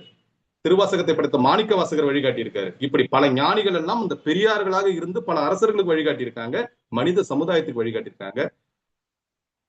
அதை போலவே நெடும் புனலில் வெல்லும் முதலை அடும் புனலின் நீங்கி அதனை பிறன்றார். எவ்வளவு ஒரு அற்புதமான 3 உதாரணத்துல அந்த இடத்தின் முக்கியத்துவத்தை நமக்கு வழிகாட்டினார். ஒரு மிகப்பெரிய தேரா இருந்தால் கூட அது நிலத்துல நல்லா ஓடும், கடல்ல அது ஓட முடியாது. கடல்ல ஓடுற கப்பலால நிலத்துல ஓட முடியாதுன்றாரு. ஒரு மிகப்பெரிய பலம் வாய்ந்த யானை கூட இடம் மாறி சேத்துல போயிடுச்சுன்னா அது சிக்கிடும்ன்றாரு, அதை சாதாரண நரி கொன்று விடும்ன்றாரு. ஒரு மிகப்பெரிய முதலையா இருந்தாலும், மிக ஆற்றல் வாய்ந்த முதலா இருந்தாலும் கூட தண்ணியை விட்டு வெளில போட்டீங்கன்னா அதுக்கு அந்த அளவுக்கு பலம் இல்லைன்றார். முதலைக்கு தண்ணியில தான் பலம் நம்ம பலமுறை கேள்விப்பட்டிருக்கோம். அப்ப இந்த வலியறிதல், காலமறிதல், இடனறிதல், இந்த 3த்துக்கு முன்னாடி தெரிந்து செயல் வகைன்னு போட்டுட்டு பின்னாடி தெரிந்து வினையாடல், தெரிந்து தெளிதல் போட்டிருப்பாரு. இந்த 3 அந்த 3த்துக்குள்ள நுழைச்சிருக்காரு, ஒரு மணி கோர்ப்பது போல. இதை விட ஒரு பழந்தமிழ் நமக்கு என்ன இனிமையை தரும்? இந்த பழந்தமிழை கற்பதை விட நமக்கு வேற இன்பம் என்ன கிடைக்க முடியும்? அதனால்தான் சொன்னேன், அந்த 4வது பரிமாணமாக அதை சொல்லி நிறைவு செய்யறேன். முதல்ல சொன்ன பழந்தமிழ் என்பது பழமையான தமிழ். 2வது பழந்தமிழ் என்பது பழத்தின் சுவையை உடைய தமிழ். 3வது பழந்தமிழ் என்பது தமிழுக்கான ஒரு அடைமொழி. எப்படி செந்தமிழோ, கன்னித்தமிழோ, வன்தமிழோ, இன்தமிழோ அப்படி. 4வது இந்த பழந்தமிழ் கற்றல் இன்பம் என்பது பழந்தமிழை கற்றல் மட்டும் இன்பம் அல்ல, பழந்தமிழை கற்பதனால் நமக்கு வரக்கூடிய வாழ்க்கையின் இன்பங்கள். பழந்தமிழை கற்றால் உங்களுக்கு இன்பம் மட்டும்தான், அதுல மாற்று கருத்துக்கே இடம் இல்லை. நான் சொல்வது போல 1 மணி நேரம் நீங்க தமிழை படிச்சுட்டீங்கன்னா உலகத்தின் மிக உயர்ந்த மனிதராக நீங்கள் மாறுவதை எந்த சக்தியாலும் தடுக்க முடியாது. அதை தடுக்க வேண்டும் என்பதுதான் யாழ்ப்பாணத்துல அந்த நூலகத்தை எரிக்கிறான். தமிழினத்தின் மீது பல்வேறு விதமான வன்மங்களை இன்னைக்கும் தொடர்ச்சியாக பல்வேறு அரசாங்கங்கள் மூலமாக செய்யறான். ஏன்னா இந்த தமிழினம் கற்று தேர்ந்து கொண்டே இருந்தால், இந்த தமிழர்கள் சுவைத்துக் கொண்டே இருந்தால் இந்த இனத்தை வெல்லுவதற்கு எந்த இனமும் இந்த உலகத்தில் பிறக்கவே முடியாது என்ற உண்மையை நம்மை விட நம்மளுடைய எதிராளிகள் பல பேர் புரிஞ்சிருக்கான்.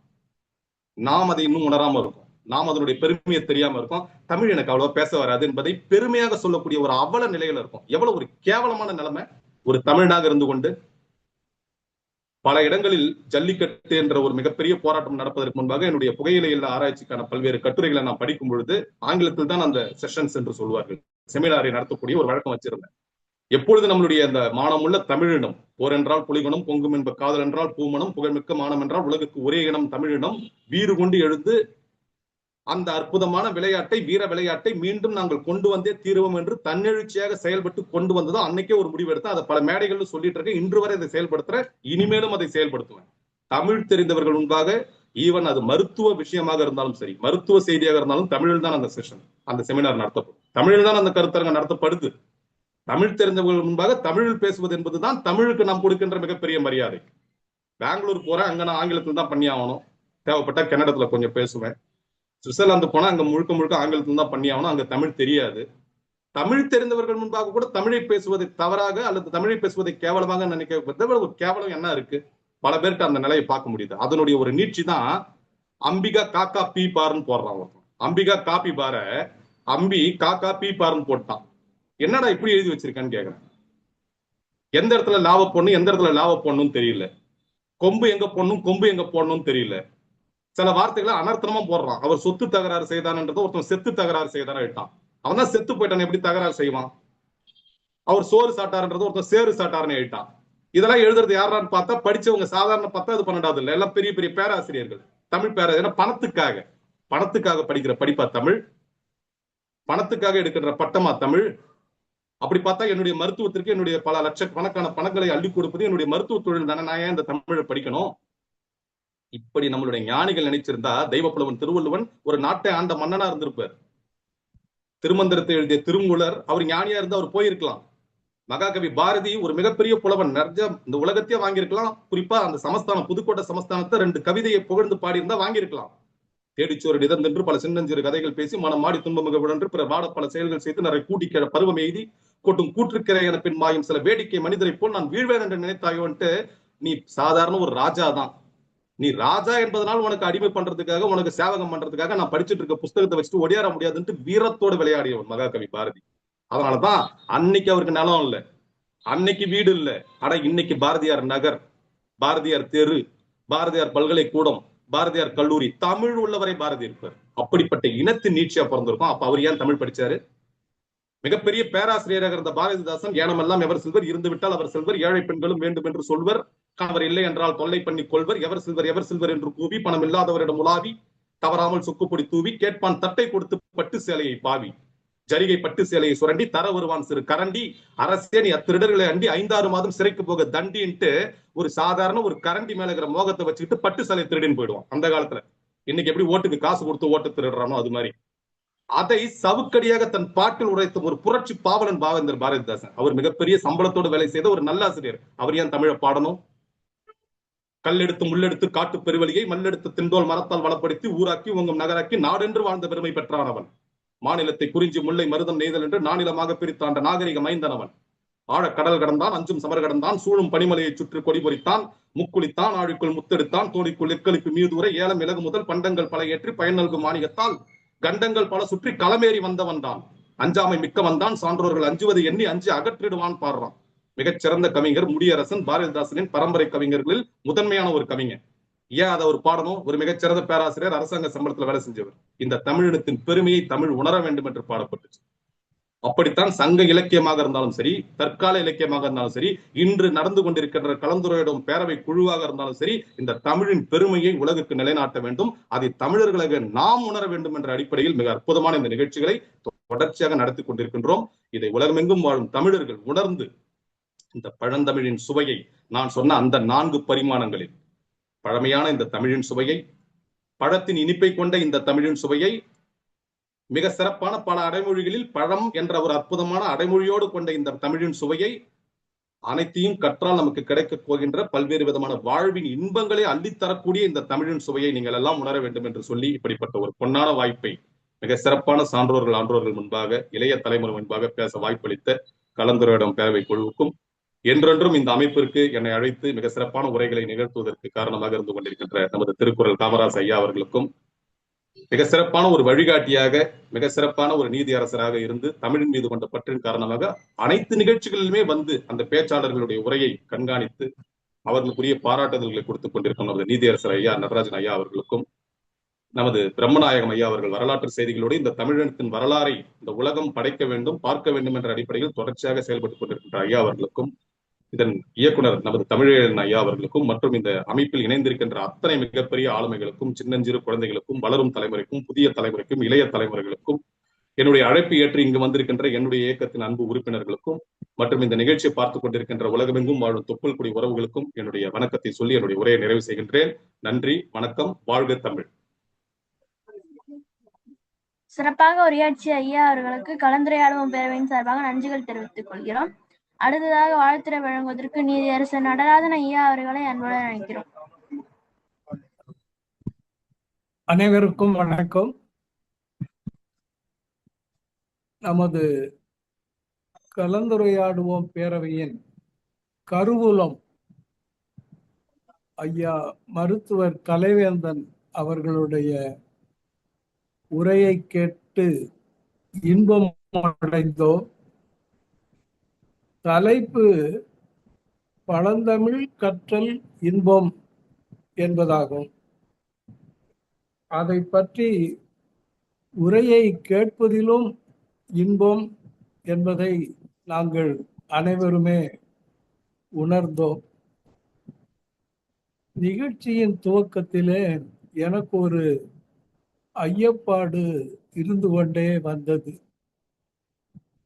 மருத்துவர் அவர்கள் எதற்கு இப்பொழுது ஸ்டெதஸ்கோப்பை தோளில் போட்டு கொண்டிருக்கிறார்?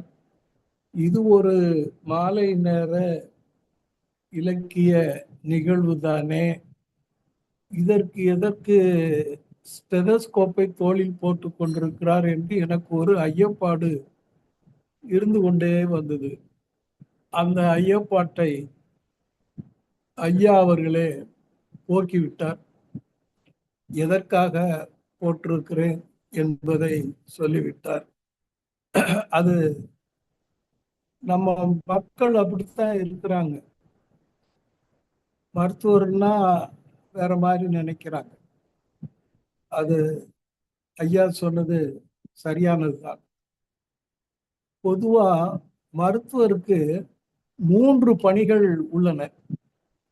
ஒன்று, நோய்க்கு மருந்து கொடுப்பது. என்ன நோயின்னு கேட்டு அது தீர்வதற்காக அதற்கான மருந்தை அவர் கொடுப்பார். அந்த மருந்தை இத்தனை நாளைக்கு, ஒரு நாளைக்கு இத்தனை வேளைக்கு சாப்பிடணும்னு சொல்லி கொடுத்துருவாரு. நம்ம அதை படி பின்பற்றினோம்னா அந்த நோய் குணமாயிடும். 2வது, ஆரோக்கியத்திற்கான ஆலோசனையும் மருத்துவர்கள் சொல்லுவது. நீங்கள் பலவீனமாக இருக்கிறீர்கள், உங்களுக்கு இரத்த சோகை இருக்கு, இல்லை உங்களுக்கு சர்க்கரை நோய் இருக்குது, இதெல்லாம் இல்லாம ஆரோக்கியமா இருக்கிறதுக்கு என்னென்ன வழி அப்படின்னு சொல்லுவாங்க. அதுக்கு அடுத்து என்னன்னா, ஒரு பெரிய நோய் அல்லது உடல் அவயவத்துல ஏதோ கோளாறு என்றால் அறுவை சிகிச்சையும் செய்துடுவாங்க. அறுவை சிகிச்சை தான் செய்து அதை சரி செய்வது வழக்கம். ஆக இந்த 3 பணிகளை தான் மருத்துவர்கள் பொதுவாக செய்து கொண்டிருக்கிறார்கள். ஆனால் இன்று இந்த ஒரு தமிழ், அதிலும் பழந்தமிழை பற்றி சொல்ல வந்த, இலக்கிய சொற்பொழிவு ஆற்ற வந்த மருத்துவர் ஐயா கலைவேந்தன் அவர்கள் இன்றும் அந்த மருத்துவர் வேலையைத்தான் செய்திருக்கிறார். அந்த 3 வேலையைத்தான் செய்திருக்கிறார். நோய்க்கு மருந்து, ஆரோக்கியத்திற்கான ஆலோசனை, அறுவை சிகிச்சை, இதைத்தான் செய்திருக்கிறாரு அப்படின்னு நான் சொல்லிக்கொள்ள விரும்புகிறேன். சரி, நோய்க்கு என்ன மருந்து அப்படின்னு சொன்னீங்கன்னா, அவர் மருத்துவர் ஐயா சொல்றாங்க, மன அமைதிக்கு 1 மணி நேரம் தமிழ் படிக்க வேண்டும் என்று சொல்லுகிறார். நமக்கு தமிழே தெரியாம ஐயா சொன்னாங்க, எனக்கு அவ்வளவா தமிழ் பேச தெரியாதுங்க, எனக்கு அவ்வளவா தமிழ்ல எழுத தெரியாதுங்கம்மா. அப்படி சொன்னா பெருமைன்னு நினைக்கிறான். நான்லாம் ரொம்ப கேவலமா நினைப்பேன் அவனை. நீ எல்லாம் ஒரு மனுஷனாடா அப்படின்னு தான் நான் நினைப்பேன். ரொம்ப கேவலமான வேலையெல்லாம் இருக்காங்க அப்படின்னு. அப்படித்தான் சொல்லுவான். தன்னுடைய தாய்மொழியை பேச தெரியலன்னா அவன் இருந்தான்னு செத்தாங்க. அப்படித்தான் நான் நினைப்பேன். அதனால இவர் சொல்ற அறிவுரை, 1 மணி நேரம் தமிழ் படிங்க, உங்களுக்கு மன அமைதி கிடைக்கும் என்று சொல்லுகிறார். சரி, அடுத்து ஆரோக்கியத்திற்கான ஆலோசனை சொல்றார் பாருங்க. உடல் ரீதியாக, மனம் ரீதியாக, சமூக ரீதியாக நான் நல்லா இருக்கிறேன்னு சொல்றவன் தமிழன் தான். அப்போ நல்லா இருக்கிறதுங்கிறது உடல் ரீதியாகவும் இருக்கணும், மன ரீதியாகவும் அவன் நல்லவனா இருக்கணும், நல்லா இருக்கணும், சமூக ரீதியாகவும் நல்லா இருக்கணும் என்று. அந்த உடல் ஆரோக்கியமா இருந்தால் மட்டும் போதாது, மனமும் ஆரோக்கியமான சிந்தனை உள்ளதாக இருக்க வேண்டும். சமூக ரீதியாகன்னா அவன் சார்ந்திருக்கிற சமூகம், நான் சொல்றது சமூகம்னா ஜாதின்னு நினைச்சிடாதீங்க, என்ன சமூகம் அப்படித்தான் சொல்லி, ஜாதிக்கும் அப்படித்தான் சொல்லிட்டு இருக்கிறாங்க. சமூகம்னா ஒட்டுமொத்த மக்கள் தான், தான் சார்ந்த தமிழ் இனம் என்று அதை பொருள் கொள்ளலாம். சமூக ரீதியாகவும் நான் நல்லா இருக்கிறேன்னு ஒவ்வொரு தமிழனும் சொல்லி கொண்டிருக்கிறாங்க, சொல்ல வேண்டும் அப்படின்றதுதான் அது ஒரு ஆரோக்கியத்திற்கான ஆலோசனையும் என்பதாகும்.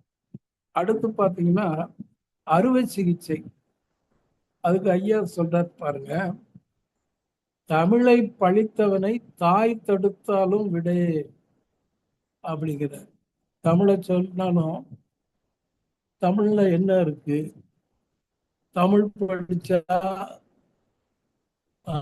பிழைக்க முடியுமா, இப்படி எல்லாம் சொல்லிக்கிட்டு இருக்கிறாங்க. இவங்களுக்கு வேற வேலை கிடையாது, தமிழ் தமிழ் தான் பேசிக்கிட்டே இருப்பாங்க. சொல்றான் பாருங்க, அவனை போய் 4 சாத்து சாத்துங்கிற.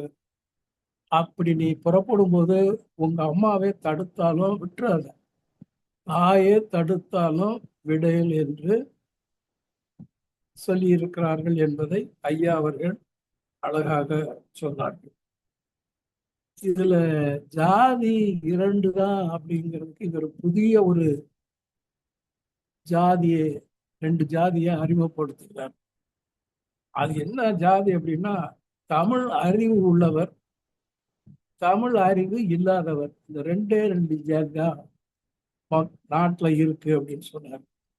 எனக்கு அது மகிழ்ச்சியா இருந்தது. ஆனா எனக்கு தமிழ் அறிவு மட்டும் போதாது. நான் எப்போதும் என்னை யாராவது என்கிட்ட யாராவது ஐயா இவர் தமிழ்ல பிஹெச்டிங்க ஐயா, ஐயா இவர் தமிழ்ல பெரிய புலமை பெற்றவரையா, ஆற்றலாளரையா அப்படின்னு சொல்லுவாங்க. எனக்கு அதுல திருப்தி வராது.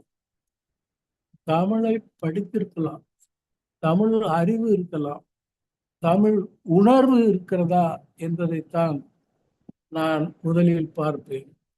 அதுதான் வேணும். சில பேர் பொழப்புக்காக பட்டிமன்றம், இந்த இலக்கிய மன்றங்கள்னு வச்சுக்கிட்டு பேசுவான், மணிக்கணக்கா பேசிட்டு இருப்பான். கோவலன் கவலைப்படுகிற விஷயமான கற்பில் சிறந்தவள் கண்ணகியா மாதவியா என்பதற்கு பட்டிமன்றம் நடத்திட்டு இருப்பான் பல மணி நேரம். அது கவலைப்படுறவன் அவன் தானே, கோவலன் தானே கவலைப்படணும். இதுல யார் சிறந்தவங்க, நமக்கு என்ன அந்த வேலை. இவன் அப்படி பட்டிமன்றம் நடத்திக்கிட்டு இருப்பான். இந்த மாதிரி தமிழ் அறிஞர்கள்லாம் நமக்கு தேவையில்லை. தமிழ் உணர்வாளர்கள் தான் தேவை. இதை பற்றி கவிஞர் சொல்லுகிறார் கேளு. சொல்லுங்கால் எரியதடா வயிறும் உன்னை சுமந்தவளும் தமிழ் பெண்ணா, கூர்ந்த வாளால் சல்லி சல்லியாய் சிதைக்க வேண்டும் தடிமரத்தை ஈன்றவளா தமிழ் மங்கை என்று நமது கவிஞர் பாடி சென்று இருக்கிறார். எனவே தமிழ் உணர்வு தமிழனிடம் வளர வேண்டும், நிலைத்து நிற்க வேண்டும் என்பதை நமக்கு அருமையாக எடுத்து சொன்ன நமது மருத்துவர் ஐயா கலைவேந்தன் அவர்களை வாயார மனதார வாழ்த்துவதில் நான் பெருமைப்படுகிறேன். வாய்ப்புக்கு நன்றி, வணக்கம்.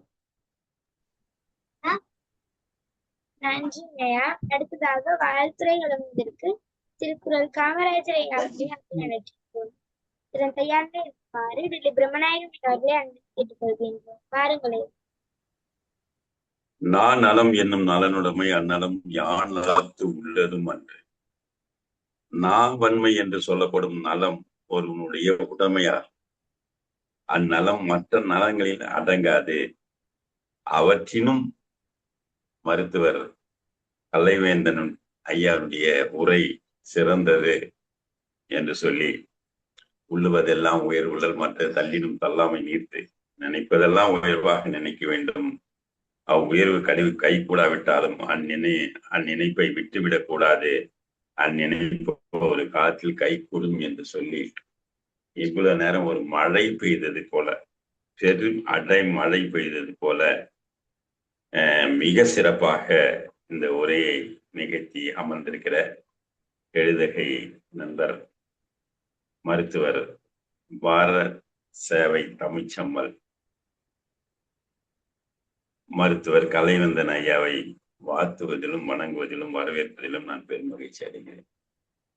இந்த அரங்கத்திலே இன்னும் நிறைய பெண் புலிகள், அதாவது புலின்னு கூட சொல்லலாம், சிங்கப்பூர்ல இருந்து வந்திருக்கிற தேன்மொழி அவர்கள் ஈடு கொடுத்து பேசக்கூடிய ஒரு மிகப்பெரிய பேச்சாளர். கலைவேந்தன் ஐயா அந்த செய்யுள்கள்லாம் ஒப்பிக்கும் போது நான் அப்படியே அசந்து போய் நின்னேன். அதே போல வள்ளுவத்தையும் கரைச்சி குடிச்சு அந்த விருதுகளை எல்லாம் நான் பார்க்கும்போது மகிழ்ச்சி மகிழ்ச்சி மகிழ்ச்சி. ஐயா அவர்கள் சொன்னதை போல இது 6வது முறை என்று நினைக்கிறேன். நான் எப்போதும் நினைத்து கொண்டே இருப்பேன், மாதத்தில் ஒரு நாள் அழைத்து விட வேண்டும் என்று. ஆனால் சென்ற மாதம் அவரால் வர முடியவில்லை. அதே போல 2000வது நிகழ்வுக்கும் வர முடியல. ஆனால் இப்போது கண்டிப்பாக கொச்சியில் நடக்கூடிய விழாவுக்கு கண்டிப்பா வருவாரு. 17ஆம் தேதி ஐயா அவர்கள் 150வது நாளை முன்னிட்டு பஷீர் அகமது ஐயா அவர்கள் அங்க தமிழ்ச்சங்கத்தினுடைய தலைவராக இருக்கிறார், திரைப்படத்தினுடைய இயக்குநராக இருக்கிறார். அவர் என்னென்ன வேட்பாடுகள்லாம் செஞ்சிருக்குன்னு சொல்லி அவர் பேச வைக்க போற 100 நாளைக்கு முன்னாடியே நம்ம என்ன பண்ண போறோம், ரயில் பயணங்கள் அப்புறம் விமானம் மூலமாக வருபவர்கள் எல்லாம் பயணச்சீட்டு பதிவு பண்ண சரியாக இருக்கும் என்று சொல்லி, இப்போது ஐயானுடைய பைந்தமிழ் கற்றல் என்பது வெறும் மொழியை கற்பது மட்டுமல்ல, அது நம் முன்னோர்களின் உயர்ந்த பண்பாடு, சிந்தனை, ஒழுக்கம், இயற்கையோடு இயந்த வாழ்வினை அறிந்து கொள்ள ஒரு இனிய அனுபவமாக இருக்கும் அப்படின்னு சொல்லிட்டு நிறைய வள்ளுவர் எல்லாம் கொண்டு பழைய இலக்கியங்கள்லாம் எடுத்துட்டு பாரதிதாசன், பாரதியார் எல்லாம் கொண்டு அந்த விஷயத்துக்காக ஐயா அவர்கள் சிறப்பாக சொல்லி சங்க இலக்கியங்கள், பட்டுப்பாட்டு, எட்டுத்துறை வழியாக பழந்தமிழரின் சிறப்பு விளிம்புகளையும் ஆழமாக அறிவியும் இந்த தலைமுறையினர் உணர்ந்து கொள்ள வேண்டும் என்று சொல்லி அடிக்கடி இந்த பிள்ளைகளை பற்றியும் எங்கள் மூவரை பற்றியும் சொல்லியது ரொம்ப சிறப்பு. இலக்கிய கல்வி அறிவை மட்டுமல்ல சரியான ஒழுக்கத்தையும் கற்பிக்கிறது. இதுவே வாழ்க்கையின் வெற்றியை தீர்மானிக்கிறது. நம் முன்னோர்கள் இயற்கையோடு இணைந்து அதன் வளங்களோடு பாதுகாத்து வாழ்ந்த அறிவை இலக்கியங்கள் வழி பெறலாம் என்று அழுத்த நிறுத்தமாக சொன்னார்கள். பழந்தமிழ் என்பது பொதுவாக கிமு 5 நூற்றாண்டுகளுக்கு முதல் கிபி 8ஆம் நூற்றாண்டு வரை உள்ள காலப்பகுதியை குறிக்கும். இதுவே தமிழுக்கு செம்மொழி அந்தஸ்தை வாங்கி தந்தது. பழந்தமிழின் சிறப்பை உணர்வதில் தமிழ் இலக்கிய மறுமலர்ச்சி மற்றும் கலைவேந்தன் ஐயா போல பங்களிப்பாளர்கள் அளப்பரியது. பழந்தமிழ் கற்போம், பண்பாட்டுடன் வாழ்வோம் என்று சொல்லி இந்த நான் அழைக்கும் போது நிறைய இன்னைக்கு கூட அவருக்கு நிறைய வேலைகள் இருக்கிறது. இருந்தாலும் கூட அவரிடம் நான் கேட்டு குரல் பதிவு போட்டு எப்படியாவது வாங்கி விடுவேன். முன்னாடி வாங்கி நேரத்தை எல்லாம் சரி பண்ணுவேன். அதே போல எங்களுக்கெல்லாம் பற்கள் ஏதாவது பிரச்சனை என்று சொன்னால் அரங்கமே உங்ககிட்ட தான் வரும். எப்போ வரணும்னு மட்டும் சொல்லுங்க. நாங்க ஒரு மிகப்பெரிய மருத்துவரை தவற விடுவது இல்லை என்பதை சொல்லி வந்திருக்கிற தேன்மொழி அம்மா அவர்கள் உங்களுடைய பதாகை பார்த்துவிட்டு உடனடியாக எனக்கு லிங்க் போடுங்கன்னு சொன்னாங்க. உடனே போட மாட்டாங்க. அவங்களும் பேசுறாங்க. அன்னைக்கு நீங்க கேட்கணும். அன்னைக்கு தேன்மொழி அம்மா பேசுற அன்னைக்கு கலைவேந்தன் ஐயாவும் வரணும் அப்படிங்கிறது தான் என்னுடைய ஆசையாக இருக்கிறது. என்னைக்குன்னா 18ஆம் தேதி நீங்க அன்னைக்கு வரணும். அதே போல அரங்கத்தில் இருக்கிற அனைவருக்கும் என்னுடைய பாராட்டுகளும் நன்றியும். சற்று முன்னர் ஒரு மாவட்ட துணை கண்காணிப்பாளர் வந்தாங்க. நாமக்கல் மாவட்டத்தினுடைய துணை கண்காணிப்பாளர் தையல் நாளைக்குன்னு பேரு அவங்களுக்கு. அவங்க எதுவும் பார்த்தீங்கன்னா ரொம்ப அற்புதமான ஒரு நாளைக்கு பேச போறாங்க. அவங்க ரொம்ப அருமையான ஒரு ஆளுமை. நேராக பரீட்சை எழுதி நேராக டிஎஸ்பியாக வந்தவர்கள். அம்மா சற்று முன்னர் போங்க, நீதியரசர் பேசுறாருன்னு சொன்னேன், நம்ம கலைவேந்தன் ஐயா பேசுறாருன்னு சொன்னேன். அப்பதான் வந்தாங்க என்கிட்ட பேசுறது. அவர் உடனே சொன்ன உடனே ஒரு 2 நிமிடங்கள் இருந்துட்டு நான் போறேன் அப்படின்னு சொல்லிட்டு போனாங்க. பரபரப்பான சூழ்நிலையிலும் வந்த அம்மா அவர்களுக்கு என்னுடைய நன்றிகளையும் பாராட்டுகளையும் சொல்லிக்கொண்டு, அதே போல அரங்கத்தில் இருக்கிற அனைவரையும் என்ன இனிமா அம்மா கூட பேச போறாங்க. அவர்களை எல்லாம் பாராட்டி தாங்கள் ஒரு நாள் மாதத்தில் ஒரு நாள் ஒரு தேதியை அறிவித்து முன்ன பின்ன இருந்தாலும் பரவாயில்ல, இந்த வாரத்திலே தாங்கள் பேசிவிட வேண்டும் என்று ஒரு வேண்டுகோளை விடுத்து கிடைத்த வாய்ப்புக்கு நன்றி பாராட்டி நிறைவு செய்கிறேன். நன்றி, வணக்கம். நன்றிங்கய்யா. அடுத்ததாக வாழ்த்துறை வழங்குவதற்கு டெல்லி பிரம்மநாயகம் அவர்களை அன்புடன் அழைக்கின்றோம். குழந்தையாண்டே இருக்குமாறு திருமதி அன்னபூர்ணா அவர்களை அன்புடன் கேட்டுக்கொள்கின்றோம். வாருங்கள். அழைத்ததற்கு நன்றி. அன்னபூர்ணி அம்மாவை எப்பயுமே கடைசியா போடுங்க. நான் தான் கூப்பிட சொன்னேன். அவங்களுடைய மின்னூட்டம் இல்லையா அவங்க அலைபேசியில, அதனால மாற்று ஏற்பாடு இன்னைக்கு மட்டும். மகிழ்ச்சி. அழைத்ததற்கு நன்றி. குரலமுது எங்கள் வாழ்வும் எங்கள் வளமும் மங்காத தமிழ் என்று சங்கே முழங்கு. இன்றைய தலைப்பு மிக சிறப்பான ஒரு தலைப்பு. பழந்தமிழ் கற்றல் இன்பம். மூதூர் மொழியின் மூச்சே தமிழ், முன்னோர் சிந்தையின் முத்தே தமிழ், ஓலை சுவடியின் ஒளியே தமிழ், உலகம் போற்றும் உயர்வே தமிழ், சங்கம் மலர்ந்த சால்பு மொழி, சான்றோர் வளர்த்த செம்மை மொழி, கற்கும் கணத்தில் இனிமை தரும், காணும் பொருளில் அறிவை வளர்க்கும், அகரம் தொடங்கி அறம் புகட்டும் ஆன்ம நெறியை அழகாய் சொல்லவும், புறமும் அகமும் புகழ்ந்து நிற்கும் பூமி தாயின் புதையலாகும், வள்ளல் உள்ளம் வளர்ந்திடும் மொழி, வானம் தொட்டும் நிலைத்திடும் மொழி, தொல்காப்பியத்தின் தூய வழியில் தொன்று தொட்டு வரும் நெறியில், எட்டு தொகையின் இசைநயத்தில் எழில்பரப்பிடும் செந்தமிழில், பாடல் ஒலிக்கும் பண்டை பரவில், பாரின் செல்வம் பதிந்திருக்கும், கற்க கசடர் கட்டிடுவோம், காலம் கடந்தும் காத்திடுவோம். பழந்தமிழ் கற்றல் இன்பம் என்பது பரந்த கடலில் முத்தம் கண்டது, செம்மொழினம் உயிரின் நதி, சேர்ந்து போற்றுவோம் தமிழின் மதி. கற்றல் மட்டும் இன்பம் அல்ல, கற்றலை கேட்டலும் இன்பம், கற்பிப்பதும் இன்பம் என்று மிக சிறப்பாக இன்றைய அந்த இதய துடிப்பை அறிந்து கொள்ளும் கருவியை போட்டிருப்பதால் மட்டுமே அவர் மருத்துவர் என்பதை அறிய முடியும். இல்லாவிட்டால் அவர் தமிழில் கரை கண்டவர், தமிழில் ஆழங்கால் பட்டவர் என்பதுதான் என்னால் உணர முடிகிறது. இன்றைய சிறப்பழைப்பாளர் கலைவேந்தன் ஐயா, மருத்துவர் கலைவேந்தன் அவர்களுக்கு கலந்துரையாடுவோம் பேரவையின் சார்பாக வாழ்த்துக்களையும் பாராட்டுகளையும் தெரிவிப்பதில் மிகுந்த மகிழ்ச்சி கொள்கிறோம். வாய்ப்பிற்கு நன்றி, வணக்கம். நன்றிங்கய்யா. அடுத்ததாக வாழ்த்துறை வழங்குவதற்கு திருமதி அன்னபூர்ணி அம்மாக்களை அன்புடன் அழைக்கின்றோம். சபையாண்டிலே இருக்குமாறு தேன்மொழி அம்மாக்களை அன்புடன் கேட்டுக்கொள்கின்றோம். பாருங்கள். அழைத்ததற்கு நன்றி சுவாதி. இன்று நம்முடைய சிறப்பு அழைப்பாளர் மருத்துவர் கலைவேந்தன் அவர்களுக்கு முதற்கண் என்னுடைய வணக்கத்தை தெரிவித்துக் கொள்கிறேன். சான்றோர் பெருமக்களுக்கும் குழந்தைகளுக்கும் என்னுடைய வணக்கங்கள். அவருடைய இன்னைக்கு தலைப்பு பழந்தமிழ் கற்றல் இன்பம்.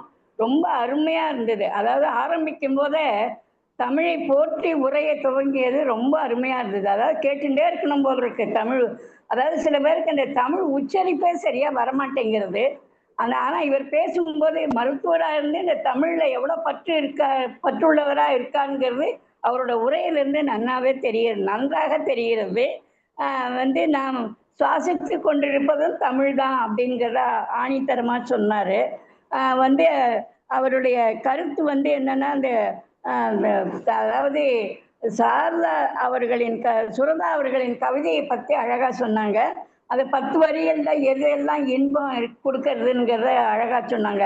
அதாவது தமிழோடு பிறந்துள்ளவன் நம்ம, அதாவது பெண்மையின் பேராற்றலை பற்றி கூறினாரு. இழந்ததை பெறும்போது எவ்வளவு சந்தோஷம் ஏற்படுறதுங்கிறத அழகா சொன்னாங்க. இசைப்படல் வாழ்வதும் இன்பம்தான். வள்ளுவ பெருமான குரலை பற்றியும் அழகா எடுத்து சொன்னாரு. அடுத்தது அதாவது செய்நன்றி அறிதல் பற்றி அந்த குழந்தைகள் சொன்னதை அவர் அழகா திருப்பி அழகா சொன்னாங்க. செயல்களை எப்படி செய்யணுங்கிறத மிகவும் அழகா எடுத்து சொன்னாங்க. அடுத்தது இந்த உலக ரீதி மன ரீதியாகவும் சமூக ரீதியாகவும் இருக்கிற மனிதன் தான் சிறந்த மனிதன்கிறத அழகா சொன்னாங்க. அப்புறம் சிறப்பு முறைகளை மனிதன் நல்லா கடைபிடிப்பது தான் சிறந்த தமிழனுங்கிறத ஆணித்தரமா சொன்னாங்க. எல்லாரும் உடற்பயிற்சி 1 மணி நேரம், தமிழை படிக்கிறதுக்கு 1 மணி நேரம் ஒதுக்கணுங்கிறத அழகா சொன்னாங்க. அடுத்தது எத்தனை தடைகள் முட்டுக்கட்டை வந்தாலும் நாம தமிழை கண்டிப்பா கத்துக்கணும் அப்படிங்க. அதே மாதிரி படிச்சதை மற்றவர்களோட பகிர்ந்துக்கணும், அதையும் எடுத்து சொன்னாங்க. அப்புறம் அந்த பழந்தமிழ் எத்தனை வகை, அந்த 4 வகை அழகா பிரிச்சு ஒன்னொன்னுத்துக்கும் விளக்கமா சொன்னாரு. அப்புறம் விருந்தினர் சிறந்த முறையில் நம்ம வரவேற்கும் தன்மை நம்ம தமிழருக்குத்தான் இருக்கு அப்படிங்கிறத அழகா சொன்னாங்க. மனிதர்களின் வலிமையை பற்றி அழகா விவரித்தாரு. அப்புறம் கம்பரின் தமிழ் ஆற்றல், அப்புறம் தமிழை மிகவும், அதாவது நம்ம தமிழை மிகவும் ரொம்ப அழகா பேசிட்டாரு தமிழை பற்றி. ஒரு மருத்துவராக இருந்து தமிழில் இவ்வளவு பற்றுள்ள அழகா பேசிட்டாரு. அதாவது தமிழ் பேசுவதை நம்ம கேவலமா நினைக்க கூடாது. பணத்துக்காக படிப்பதல்ல தமிழ் அப்படிங்கிறத ஆணித்தரமா சொன்னாங்க. தமிழின் பெருமையை நிலைநாட்ட நாம் எல்லாரும் பாடுபடணுங்கிறத ஆணித்தரமாக சொல்லி அந்த உரையை முடித்த விதம் ரொம்ப அருமையா இருந்தது. இந்த பாட்டியின் வாழ்த்துக்கள் ஐயா. நன்றி. நன்றிங்கம்மா. அடுத்ததாக வாழ்த்துறை வழங்குவதற்கு தேன்மொழி அம்மாவர்களே அன்புடன் அழைக்கின்றோம். சில தயாரில் இருக்குமாறு ரேவதி கணேசன் அம்மாவர்களே அன்புடன் கேட்டுக்கொள்கின்றோம். பாருங்கள். அனைவருக்கும் வணக்கம். இந்த அழகான அவையில் பல முகங்கள் கூடியிருக்கும் இந்த அவையில் பன்முகம் கொண்ட டாக்டர் ஐயா அவர்கள் உரை வழங்கியது மிகவும் அருமை. கோடையிலும் வாடை தரும் என்பது போல அங்கெங்கும் ஒரு சில இடங்களில் 11 மாவட்டங்களுக்கு தான் மழை பெய்ய வாய்ப்புன்னு சொன்னாங்க. ஆனா டாக்டர் ஐயா பேசியது பல மாவட்டங்களில் கலகலகலகலன்னு பெரிய மழையா இடி மின்னலோட வந்து சென்றது போல. எனக்கு நிறைய இன்னைக்கு சொல்லக்கூடாது, எல்லாருக்கும் வேலை அதிகமா தான் இருக்கும்.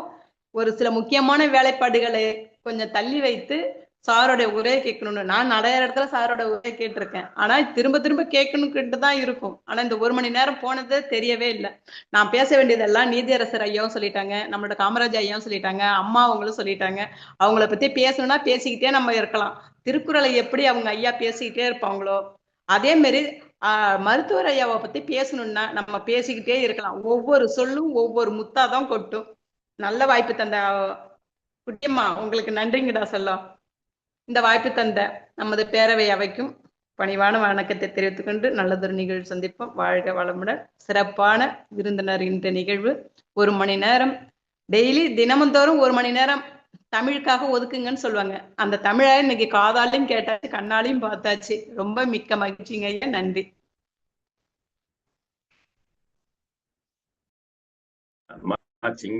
அடுத்தது நான் பேசலாமா? மகிழ்ச்சி. வாருங்கள் சிங்கப்பூர் தேன்மொழி அவர்களை லட்சுமி ஜெயக்குமார் அவர்களை கேட்கிறோம். போனாதான் தூங்க முடியும். 2.5 மணி நேரம் முன்னாடி பேசலாம் தேன்மொழி அவர்களை. செத்தாலும் தமிழ் படித்து சாக வேண்டும், எந்த சாம்பரிலும் தமிழ் மணந்து வேக வேண்டும். அன்னை தமிழுக்கு முதல் வணக்கம். அனைவருக்கும் என் மறு வணக்கம். பொதுவாக சோறு போடுமா தமிழ் என்று கேட்பார்கள்.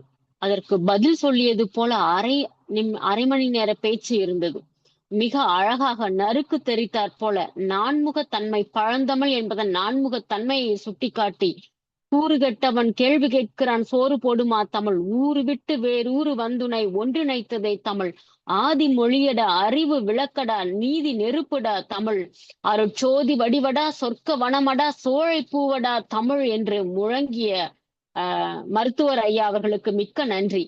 முதலில் நான் டாக்டர் கலைவேந்தன் என்றதும் அவருடைய பேச்சை கேட்டு முனைவர் பட்டம் தான் என்று நினைத்தேன். உற்று கவனித்த பொழுதுதான் எனக்கு தெரிந்தது அவர் மருத்துவர் என்று.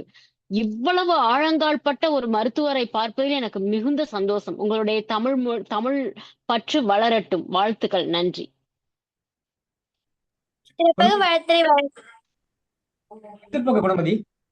சிறப்பாக வாழ்த்துறை வழங்கிய தென்மொழி அம்மாவர்களுக்கு நன்றிகள். அடுத்ததாக வாழ்த்துறை வழங்குவதற்கு லட்சுமி ஜெயக்குமார் அம்மா அவர்களே அன்பன் அழைக்கிறோம். தலையில இருக்குமாறு ஜானகி அம்மா அவர்களை அன்பன் கேட்டுக்கொள்கிறோம். நன்றி குணமதி. நான் சற்று தாமதமாக வந்துவிட்டேன். இந்த மருத்துவர் ஐயா அவர்கள் அவரிடம் வரும் நோயாளிகளை அமர வைத்து இது போன்ற தமிழ் செய்திகளை சொன்னாலே அந்த நோயாளிகளுக்கு நோய் குணமாகிவிடும் போல தெரிகிறது. அந்த அளவுக்கு அவர் அழகாக நிறைய பாடல்களை சரளமாக சொன்னார். அது மிகவும் அற்புதமாக இருந்தது. சற்று தாமதமாக வந்துவிட்டேன். ஆனால் நான் மீண்டும் இதை முழுவதுமாக நான் வலைத்தளத்தில் கண்டிப்பாக பார்ப்பேன். இது மிக மிக அருமை. நம்ம இப்ப இங்க வந்திருக்கிற வட மாநிலத்தவர் எல்லாரிடமும் நம்ம தமிழ்ல மட்டும்தான் பேசணும். அவங்கள தமிழ்ல பேச வைக்கணும். நம்ம இங்கிலீஷ்லயோ அல்லது ஹிந்திலயோ பாதியாக தெரிஞ்ச ஹிந்தில எல்லாம் பேசவே கூடாது. அவங்கள நம்ம தமிழ் படிக்க வைக்கணும். அதுதான் நம்முடைய தமிழை நாம் காப்பாற்றும் ஒரு முயற்சியாக அது இருக்கும். ஆனா இப்ப எல்லாரும் நிறைய பேர் என்ன பண்றாங்க, அவங்க கிட்ட ஹிந்தியில பேசுறாங்க. நிறைய பேர் ஹிந்தி அவங்க அவங்க கிட்ட பேசுறதுக்காக ஹிந்தி கத்துக்கிறாங்க. இதெல்லாம் ஒரு மிக மிக ஒரு மோசமான செயல். நம்ம அங்க போனா, நம்ம வட மாநிலத்துக்கு போனா அவங்க யாரும் தமிழ்ல தமிழை பற்றி அவங்க யாரும் எதுவும் யோசிக்கிறதே கிடையாது. அவங்க பாட்டுக்கு நம்ம புரியுதே இல்லைன்னு அவங்க பாட்டுக்கு ஹிந்திலே பேசிட்டு போறாங்க. நம்ம மட்டும் எதுக்காக அந்த மாதிரி பண்ணணும்? அவர்கள் எல்லோரையும் தமிழ் படிக்க வைக்க வேண்டும். நாமும் நன்றாக தமிழ் கற்க வேண்டும். முடிந்தவரை தமிழில் அழகாக பேச வேண்டும். இதையெல்லாம் மிக அற்புதமாக சொன்ன மருத்துவர் ஐயாவுக்கு எனது பாராட்டுகளும் வாழ்த்துக்களும் தெரிவித்துக் கொண்டு விடைபெறுகிறேன். நன்றி, வணக்கம். வாழ்த்துறை வழங்கி லட்சுமி ஜெயக்குமார் அம்மா அவர்களுக்கு நன்றிகள். அடுத்ததாக வாழ்த்துறை வழங்குவதற்கு ஜானகி அம்மா அவர்களை அன்பன் அழைக்கிறோம். தயாரில இருக்குமாறு எம்எம்எல் குப்பராஜ் அம்மா அவர்களை அன்பன் கேட்டுக்கொள்கிறோம். அனைவருக்கும் இனிய மாலை வணக்கம். தமிழுக்கு அமுதென்று பெயர், அந்த தமிழ் எங்கள் உயிருக்கு நேர்.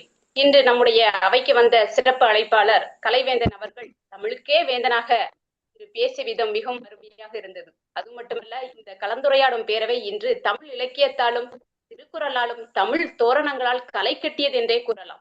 பொதுவாக மருத்துவர்கள் அடுத்தவர்களுக்கு புரியாத மொழியிலே எழுதி கொடுப்பதையும் பேசுவதையும் நாம் பார்த்திருக்கிறோம்.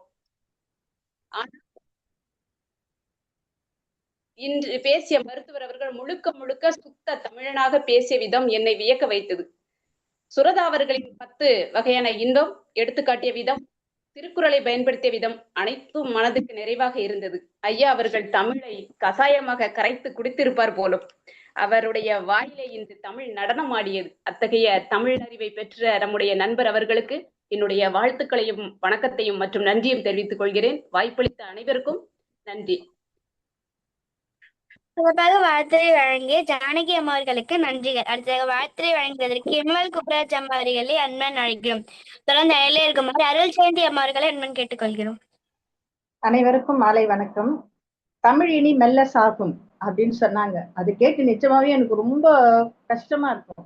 ஆனா இந்த இளம் மருத்துவர் பேசுற தமிழை பார்த்த உடனே நிச்சயமாவே என்ன பண்ண, தமிழ் ஒரு மயக்கத்துல இருந்தா கூட இனி தட்டி எழுப்புறதுக்கு இந்த மாதிரி இளைஞர்கள்லாம் வந்திருக்காங்கன்றது நினைக்கிறப்பே ரொம்ப சந்தோஷமா இருக்கு. ஆனா என்ன சொல்றது, அவர் கலைவேந்தனுக்கு பதிலா தமிழ் வந்தனே கூட பேர் வச்சுக்கலாம். அவரோட தமிழ் இன்ப தேன் பாயுது காதினிலன்ற மாதிரி இந்த 1/2 மணி நேரம் அந்த தமிழ் பழ சுவைன்னு சொன்னார் இல்லையா, அந்த முக்கனியும் அப்படியே பிழிஞ்சு ஒரு சாறு கொடுத்தா எப்படி இருக்குமோ அந்த மாதிரி ஒரு இனிப்பான பேச்சு ரொம்ப நல்லா இருந்தது. வாழ்த்துக்களையா.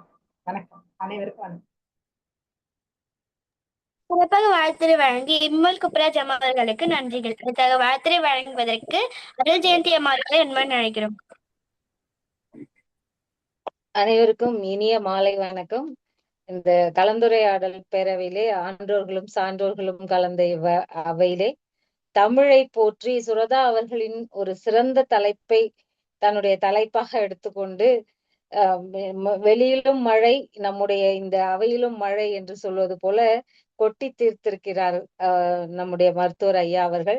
நாங்கள் தொடர்ந்து ஐயா அவர்களுடைய பயணம் செய்து கொண்டிருக்கின்றோம். அந்த வகையில் வள்ளுவரையும் வள்ளலாரையும் நாம் தமிழ் ஏன் படிக்க வேண்டும் என்று இளைய சமுதாயத்தினாய் வா வா வா என்று இந்த குழந்தை செல்வங்களை முதலில் வாழ்த்தி அழகாக ஆரம்பித்து நிறைய கருத்துக்களை தமிழ் எதற்காக படிக்க வேண்டும், தினமும் 1 மணி நேரம் உன்னுடைய தமிழை நீ கற்று தேர்ந்தாலே போதும், நீ தமிழில் சான்றோனாக ஆகிவிடுவாய் என்ற ஆகச்சிறந்த கருத்தை சொல்லி ஒவ்வொருவரையும் ஒரு கருத்தை சொல்லும் பொழுது அந்த கருத்தோடு தொடர்புடைய கருத்துக்களையும் சொல்லி மீண்டும் தான் எங்கே ஆரம்பித்தோமோ அதே இடத்தில் அந்த கருத்தை நம் மனதிலே கல்லிலே எழுத்து போல பதிய வைக்கக்கூடிய ஆற்றலை உடைய மருத்துவர் ஐயா அவர்களுடைய பேச்சால் இன்றைய அவை களை கட்டி இருக்கிறது. மருத்துவர் ஐயா அவர்களுக்கு எங்களுடைய மென்மேலும் வாழ்த்துக்களையும் வணக்கங்களையும் தெரிவித்துக் கொள்கிறோம். தொடர்ந்து இந்த போன்ற அனைவரும் உள்ள ஒரு சமூக அவையில் நாம பேசும்பொழுதுதான் நம்மளுடைய அந்த பேச்சு ஆற்றல் மட்டுமல்ல, இந்த குழந்தைகளுக்கு அதை நாம கடத்தி போறோம் அப்படிங்கிறதுல எனக்கு ரொம்ப பெருமையா இருக்கு. ஆன்றோருடைய நம்ம நம்முடைய ஒவ்வொரு செயலுக்கும் ஆசீர்வாதங்கள் வேணும். அதே மாதிரி தமிழ் சான்றோர்கள் கலந்த அவையாகவும் இந்த அவை இருந்து அதுல குழந்தை முதல் நிறைய வயது மட்டும் வேறுபாடு இல்லாமல் அந்த கல்வியில் கற்றலில் கேட்டலில் இன்பம் பெறுவதற்காக கலந்து கொள்கின்ற ஒரு அவையாக இந்த அவை இருக்கிறது. அந்த வகையில் இந்த அவைக்கும் இந்த ஆகச்சிறந்த உரையாற்றிய மருத்துவர் ஐயா அவர்களுக்கும் இனிய என்னுடைய வணக்கங்களை தெரிவித்துக் கொள்கிறேன். வாய்ப்புக்கு நன்றி, வணக்கம்.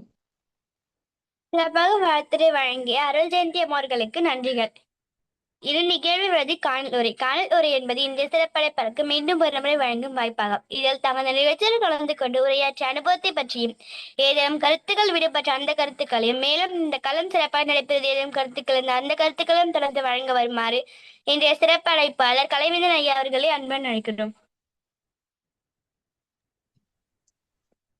மிக சிறப்பு. ரொம்ப ரொம்ப மகிழ்ச்சியா இருக்கு. உங்கள் அனைவருடைய வாழ்த்துக்களுக்கும் பாராட்டுகளுக்கும் முதற்க என்னுடைய மனப்பூர்வமான நன்றிகளை தெரிவிக்கிறேன். ஒரு சில ஆளுமைகள் ஏற்கனவே எனக்கு அறிமுகமான ஆளுமைகளாக இருந்தாலும் கூட பல புதிய ஆளுமைகளை சந்திக்கக்கூடிய வாய்ப்பு கிடைச்சது. அவர்களுக்கும் கூட என்னுடைய மனப்பூர்வமான வாழ்த்துக்கள், நன்றிகள். எப்போதும் போல மிக சிறப்பாக தமிழை ரசித்து ருசிக்கக்கூடிய நமது நீதியரசர் ஐயா அவர்கள், பிரம்மநாயகம் ஐயா அவர்கள், நமது திருக்குறள் காமராஜ் ஐயா அவர்கள் உள்ளிட்ட இந்த அவையில் தமிழுக்கான மிக சிறப்பான களத்தை ஏற்படுத்தி குறிப்பாக வளரும் தலைமுறைக்கு, இளைய தலைமுறைக்கு மிக சிறப்பான இந்த ஒரு களத்தை கொடுத்திருப்பது என்பது உள்ளபடியே ஒரு மற்றற்ற மகிழ்ச்சியை கொடுக்குது. கடைசியாக பேசிய தோழி அருள் ஜெயந்தி அவர்கள் சொன்னது போல இதுதான் இந்த வளரும் தலைமுறைக்கு தமிழை கொண்டு செல்வதற்கான சரியான ஒரு ஊடகம். இப்படித்தான் இந்த தமிழை நாம் வளர்க்க முடியும். அதை சரியாக உணர்ந்ததனால்தான் இந்த இயக்கம் கிட்டத்தட்ட 2000 ஆண்டு வாரங்களை கடந்து மிக சிறப்பான முறையில் இதை நடத்தி கொண்டிருக்கின்றது. இது தொடர வேண்டும் என்ற என்னுடைய முதல் வாழ்த்துக்களை நான் தெரிவிக்கிறேன். அவைக்கு மிக சிறப்பான வாழ்த்துக்களை கொடுத்த அத்தனை ஆளுமைகளுக்கும் என்னுடைய சிரம் தாழ்ந்த வணக்கங்களை தெரிவிக்கிறேன்.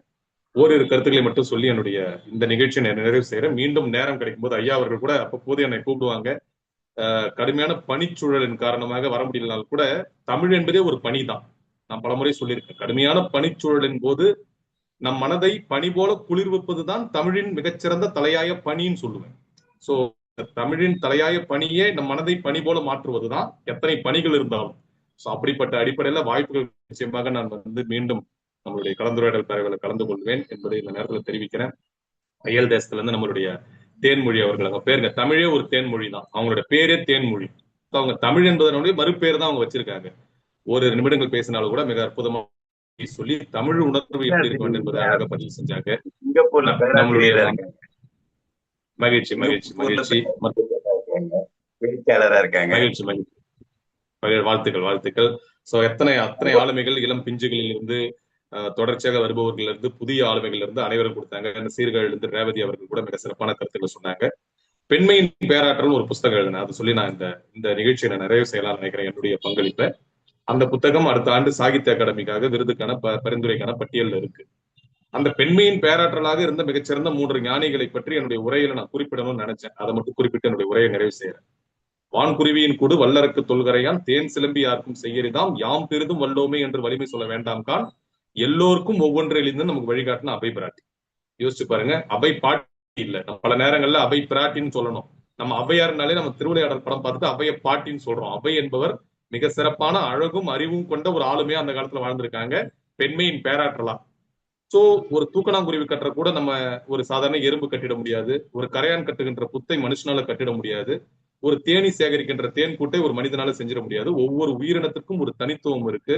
அந்த தனித்துவத்தோடு நாம் வாழ்ந்தால் வாழ்க்கையின் இன்பத்தை அடையலான்ட்டு நமது அபை பிராட்டி வழிகாட்டியிருக்காங்க. இறைவனே எவ்வுயிரும் தோற்றுவிப்பான் தோற்று இறைவனே ஈண்டிறக்கம் செய்வான் இறைவனே எந்தாய் என இறங்கி வெந்துயரம் வந்தால் அதை மாற்றுவான் என்று காரைக்கால் அம்மையார் ஒரு மிகச்சிறப்பான பெண்மையின் பேராற்றலா வாழ்ந்திருக்காங்க. யோசிச்சு பாருங்க, நமக்கு அருகில் இருக்கின்ற அந்த சோழ தேசத்தில் பிறந்த அந்த அம்மையாருடைய புகழ் உலகமெங்கும் பரவி இருக்கு. ஏறக்குறைய 10 நாடுகளுக்கு மேல நான் போயிருந்தா அத்தனை தேசங்களிலுமே காரைக்கால் அம்மையாரின் சிலையை பார்க்க முடியுது. அப்படிப்பட்ட ஒரு பெண்மையின் பேராற்றல் வாழ்ந்திருக்காங்க.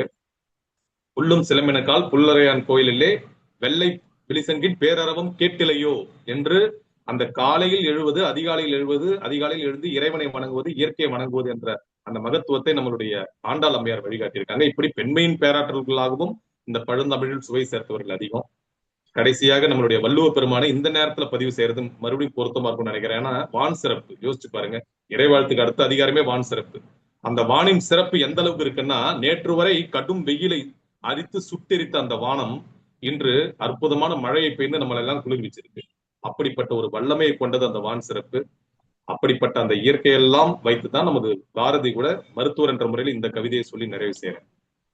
விசையுறு பந்தினை போல் உள்ளம் வேண்டும்படி செல்லும் உடல் கேட்டேன், நசையிறு மனம் கேட்டேன், அசைவரு மதி கேட்டேன், நித்தம் நவமென சுடர்தரும் உயிர் கேட்டேன், தசையினை தீ சுடினும் சிவசக்தியை பாடும் நல்லகம் கேட்டேன், இவை அருள்வதில் உனக்கு ஏதும் தடை உள்ளதோன். இந்த 5 விஷயங்கள் இப்படி ஏற்கனவே என்னுடைய அந்த உரையின் பொழுது நான் குறிப்பிட்ட அந்த உடல் நலம், மனநலம், சமூக நலத்திற்கான செய்திகள் மிக முக்கியமோ அதே அளவிற்கு நமது பாரதி காட்டிய வழிகாட்டுதலை இந்த மாமன்றத்துல பதிவு செய்யறேன். இந்த 5 விஷயங்கள் தான் நம் மனித வாழ்க்கையை அனுபவித்து வாழ்வதற்கு நமக்கு உதவுது.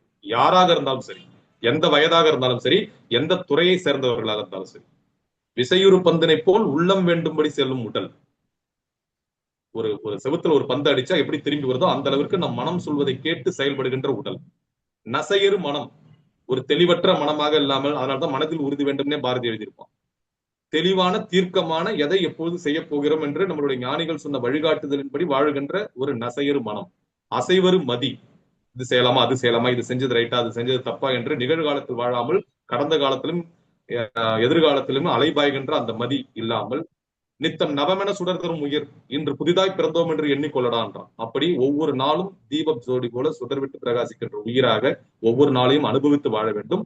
இதனோடு தசையினை தீ சுடினும் சிவசக்தியை பாடும் நல்லாகும். எது நடந்தாலும் இந்த வாழ்க்கையில் அந்த எல்லாம் வல்ல இயற்கை பேராற்றல், இறை பேராற்றல், பரம்பொருளின் மகத்துவம் என்பதை உணர்ந்து நாம் வாழ வேண்டும் என்பதை வழிகாட்டி அதையெல்லாம் சொல்லிவிட்டு கடைசியாக இவை அருள்வதில் உனக்கு ஏதும் தடை உள்ளதோ என்று பராசக்தியை பார்த்து கேட்ட அதே பாரதிதான் அருமையாக சொன்னான். அதை இளம் தலைமுறைக்கு சொல்லி நிறைவு செய்யறேன்.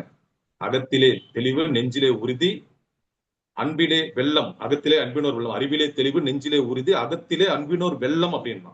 அறிவிலே தெளிவுன்ட்டு ஒரு வார்த்தை போட்டாரு, நெஞ்சிலே உறுதின்னு ஒரு வார்த்தை போட்டாரு. ஆனா அகத்திலே அன்புன்னு ஒரு வார்த்தையா போடல, அகத்திலே அன்பினோர் வெள்ளம் அப்படின்றாரு.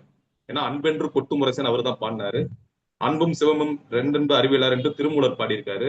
அன்புடையார் எல்லாம் உடையார் என்று அறிவுடையாருக்கு பாடினது போல வள்ளுவர் பாடல. ஆனா அன்பிலார் எல்லாம் தமக்குரியர், அன்புரியார் என்பும் உரியர் பிறருக்கு நமது வள்ளுவர் வழிகாட்டினாரு. இப்படி அந்த அன்புதான் நம் வாழ்க்கைக்கு மிக முக்கியத்துவம் என்று நமது வள்ளலார் கூட மிக சிறப்பாக அன்பெனும் பிடிகள் அகப்படும் மலையே, அன்பெனும் குடில் புகும் அரசே, அன்பெனும் கரத்தமரமுதே, அன்பெனும் கடத்துள் அடங்கிடும் கடலே, அன்பெனும் அணுக்குள் அமைந்த பேரொழியே, அன்பெனும் மலைக்குட்படும் பரம்பொருளே, அன்புருவாம் பரசிவம் என்று வழிகாட்டினாரு. இப்படி இந்த அன்பு மிக முக்கியன்றதை வலியுறுத்துவதற்காகத்தான் அகத்திலே அன்பின் ஒரு வெள்ளம் என்று நமக்கு வழிகாட்டினான் பாரதி. பொழுதெல்லாம் எனது பேரறிவின் நெறியிலே நாட்டம் என்று இந்த இயற்கையை நாம் ரசிக்க வேண்டும், இந்த இறைவனை வணங்க வேண்டும். 5 பொறிகளின் மீது எனது அரசாணை என்று இந்த 5 பொறிகளை நாம் கட்டுப்படுத்த வேண்டும். அதனூடாக இந்த இறைவனையும் இயற்கையையும் நாம் வாழும் வாழ்க்கையும் அனுபவித்து வாழ வேண்டும் என்று நமக்கு வழிகாட்டிய அந்த மகாகவி பாரதியின் பாடலை சொல்லி இந்த அளவில் என்னுடைய உரையை நிறைவு செய்கிறேன். மிக சிறப்பான இந்த களம் தொடர்ச்சியாக இன்னும் பல்வேறு நிகழ்வுகளை தொடர்ச்சியாக முன்னெடுக்க வேண்டும். உங்களை போன்ற ஆளுமைகள் அதற்கு முன்னிற்க வேண்டும். இங்க இருக்கின்ற தமிழ் ஆர்வலர்கள் தொடர்ச்சியாக இதில் இணைந்து செயல்பட வேண்டும் என்று சொல்லி இப்படி ஒரு பொன்னான தருணத்தை அமைத்தவர்களுக்கு மீண்டும் நன்றி சொல்லி விடைபெறுகின்றேன். நன்றி. இடையூறு செய்வதற்கு மன்னிக்க வேண்டும் ஐயா. ஐயா கலைவந்தன் அவர்களே, நீங்க சொன்னீங்க இல்லையா தூக்கணாங்குருவி, அந்த ஒளவை பிராட்டி எழுதிய பாடல், அதனுடைய முதல் அடிய சொல்லுங்களா, முதல் வரிய. வான்குருவியின் கூடு, வான்குருவியின் கூடு, வான்குருவியின் கூடு வல்லரக்கு தொல்கரையான், தேன் சிலம்பி யாருக்கும் செய்யருது. நன்றிங்க. வான்குருவியின் கூடு. நன்றி நன்றி நன்றி, மகிழ்ச்சி. அனைவருக்கும் நன்றி. விடைபெறுகின்றேன். மீண்டும் அடுத்த நிகழ்வுல சந்திக்கலாம். நன்றி. உங்களுக்கு அந்த பாடலை அனுப்புறேன் நானு தேனை. சரிங்க. நன்றி. இப்ப அனுப்புறேன். சரி. சிறப்பாக காணொரை வழங்கி இங்கே சிறப்பழைப்பாளர் திரு கலைவந்தன் ஐயா அவர்கள் கலைஞரும் பிரிவின் சார்பாக நன்றிகள் தெரிவித்துக் கொள்கிறோம். இத்துடன் 2ஆம் பகுதி நிறைவடைகிறது. 3ஆம் பகுதி சுவாதி அவர்களை படிக்கிறேன். நன்றி, வணக்கம்.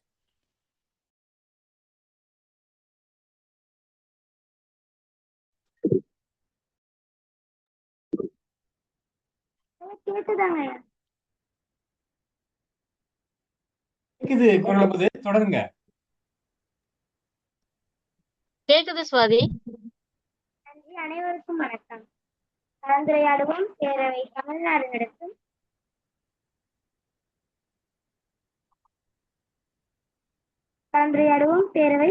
நடத்தும் கல்வி களம் நிகழ்வியல் 2144 நாள் 9/5/2026 காரி சென்னை. இன்றைய சிறப்பழைப்பாளர் ஐயா அவர்கள் நம்மிடம் உரை வழங்குவதற்காக ஐயா அவர்களுக்கு மனமார்ந்த நன்றி ஐயா. இன்றைய சிறப்பழைப்பாளர் ஐயா அவர்களுக்கு பாடு சான்றிதழ் தினம் மூலமாக வழங்கப்படும். நன்றி உரை. இன்று திருக்குறளுக்குரிய சகோதர சகோதரிகள் அனைவருக்கும் மனமார்ந்த தெரிவித்துக் இன்றைய குரலும் பொருளும் வரலாற்று செய்திகளை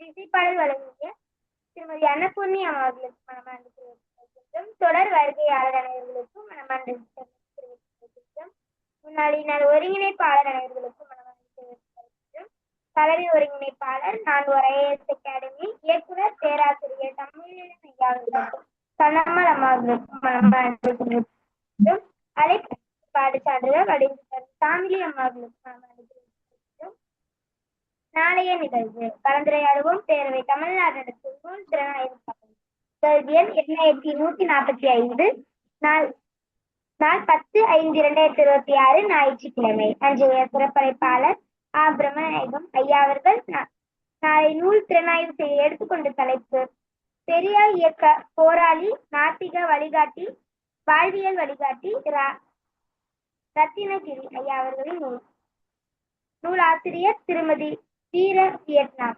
மீண்டும் அலைமாலை 5 மணிக்கு இணைவோம். மானமும் அறிவும் மனிதனுக்கு அழகும் மனிதனாகவும் தமிழை தமிழாகவும் தமிழை தமிழகவே ஆழ்வோம். அனைவருக்கும் நன்றி, வணக்கம். சிறப்பு. முதல் பகுதியை ஒருங்கிணைத்த ஈசான் அவர்களுக்கும் 2ஆம் 3ஆம் பகுதிகளை ஒருங்கிணைத்த முத்து குணமதி சுவாதி அவர்களுக்கும் வாழ்த்துக்களும் பாராட்டுகளும் நன்றிகளும். இன்றைய சிறப்பு அழைப்பாளர் மருத்துவர் கலைவேந்தன் அவர்களுக்கும் சிறப்பு அழைப்பாளர்களுக்கும் பார்வையாளர்களுக்கும் வாழ்த்துக்களும் பாராட்டுகளும். மீண்டும் நாளை மாலை 5 மணிக்கு சந்திப்போம் என்ற நம்பிக்கையை வெளிப்படுத்தி அனைவரும் ஒப்புதலோடு இணையத்தை நிறைவு செய்கிறோம். நன்றி, வணக்கம். நன்றிங்க ஐயா. நன்றிங்க அம்மா. அனுப்பிச்சிட்டோம் பாருங்க.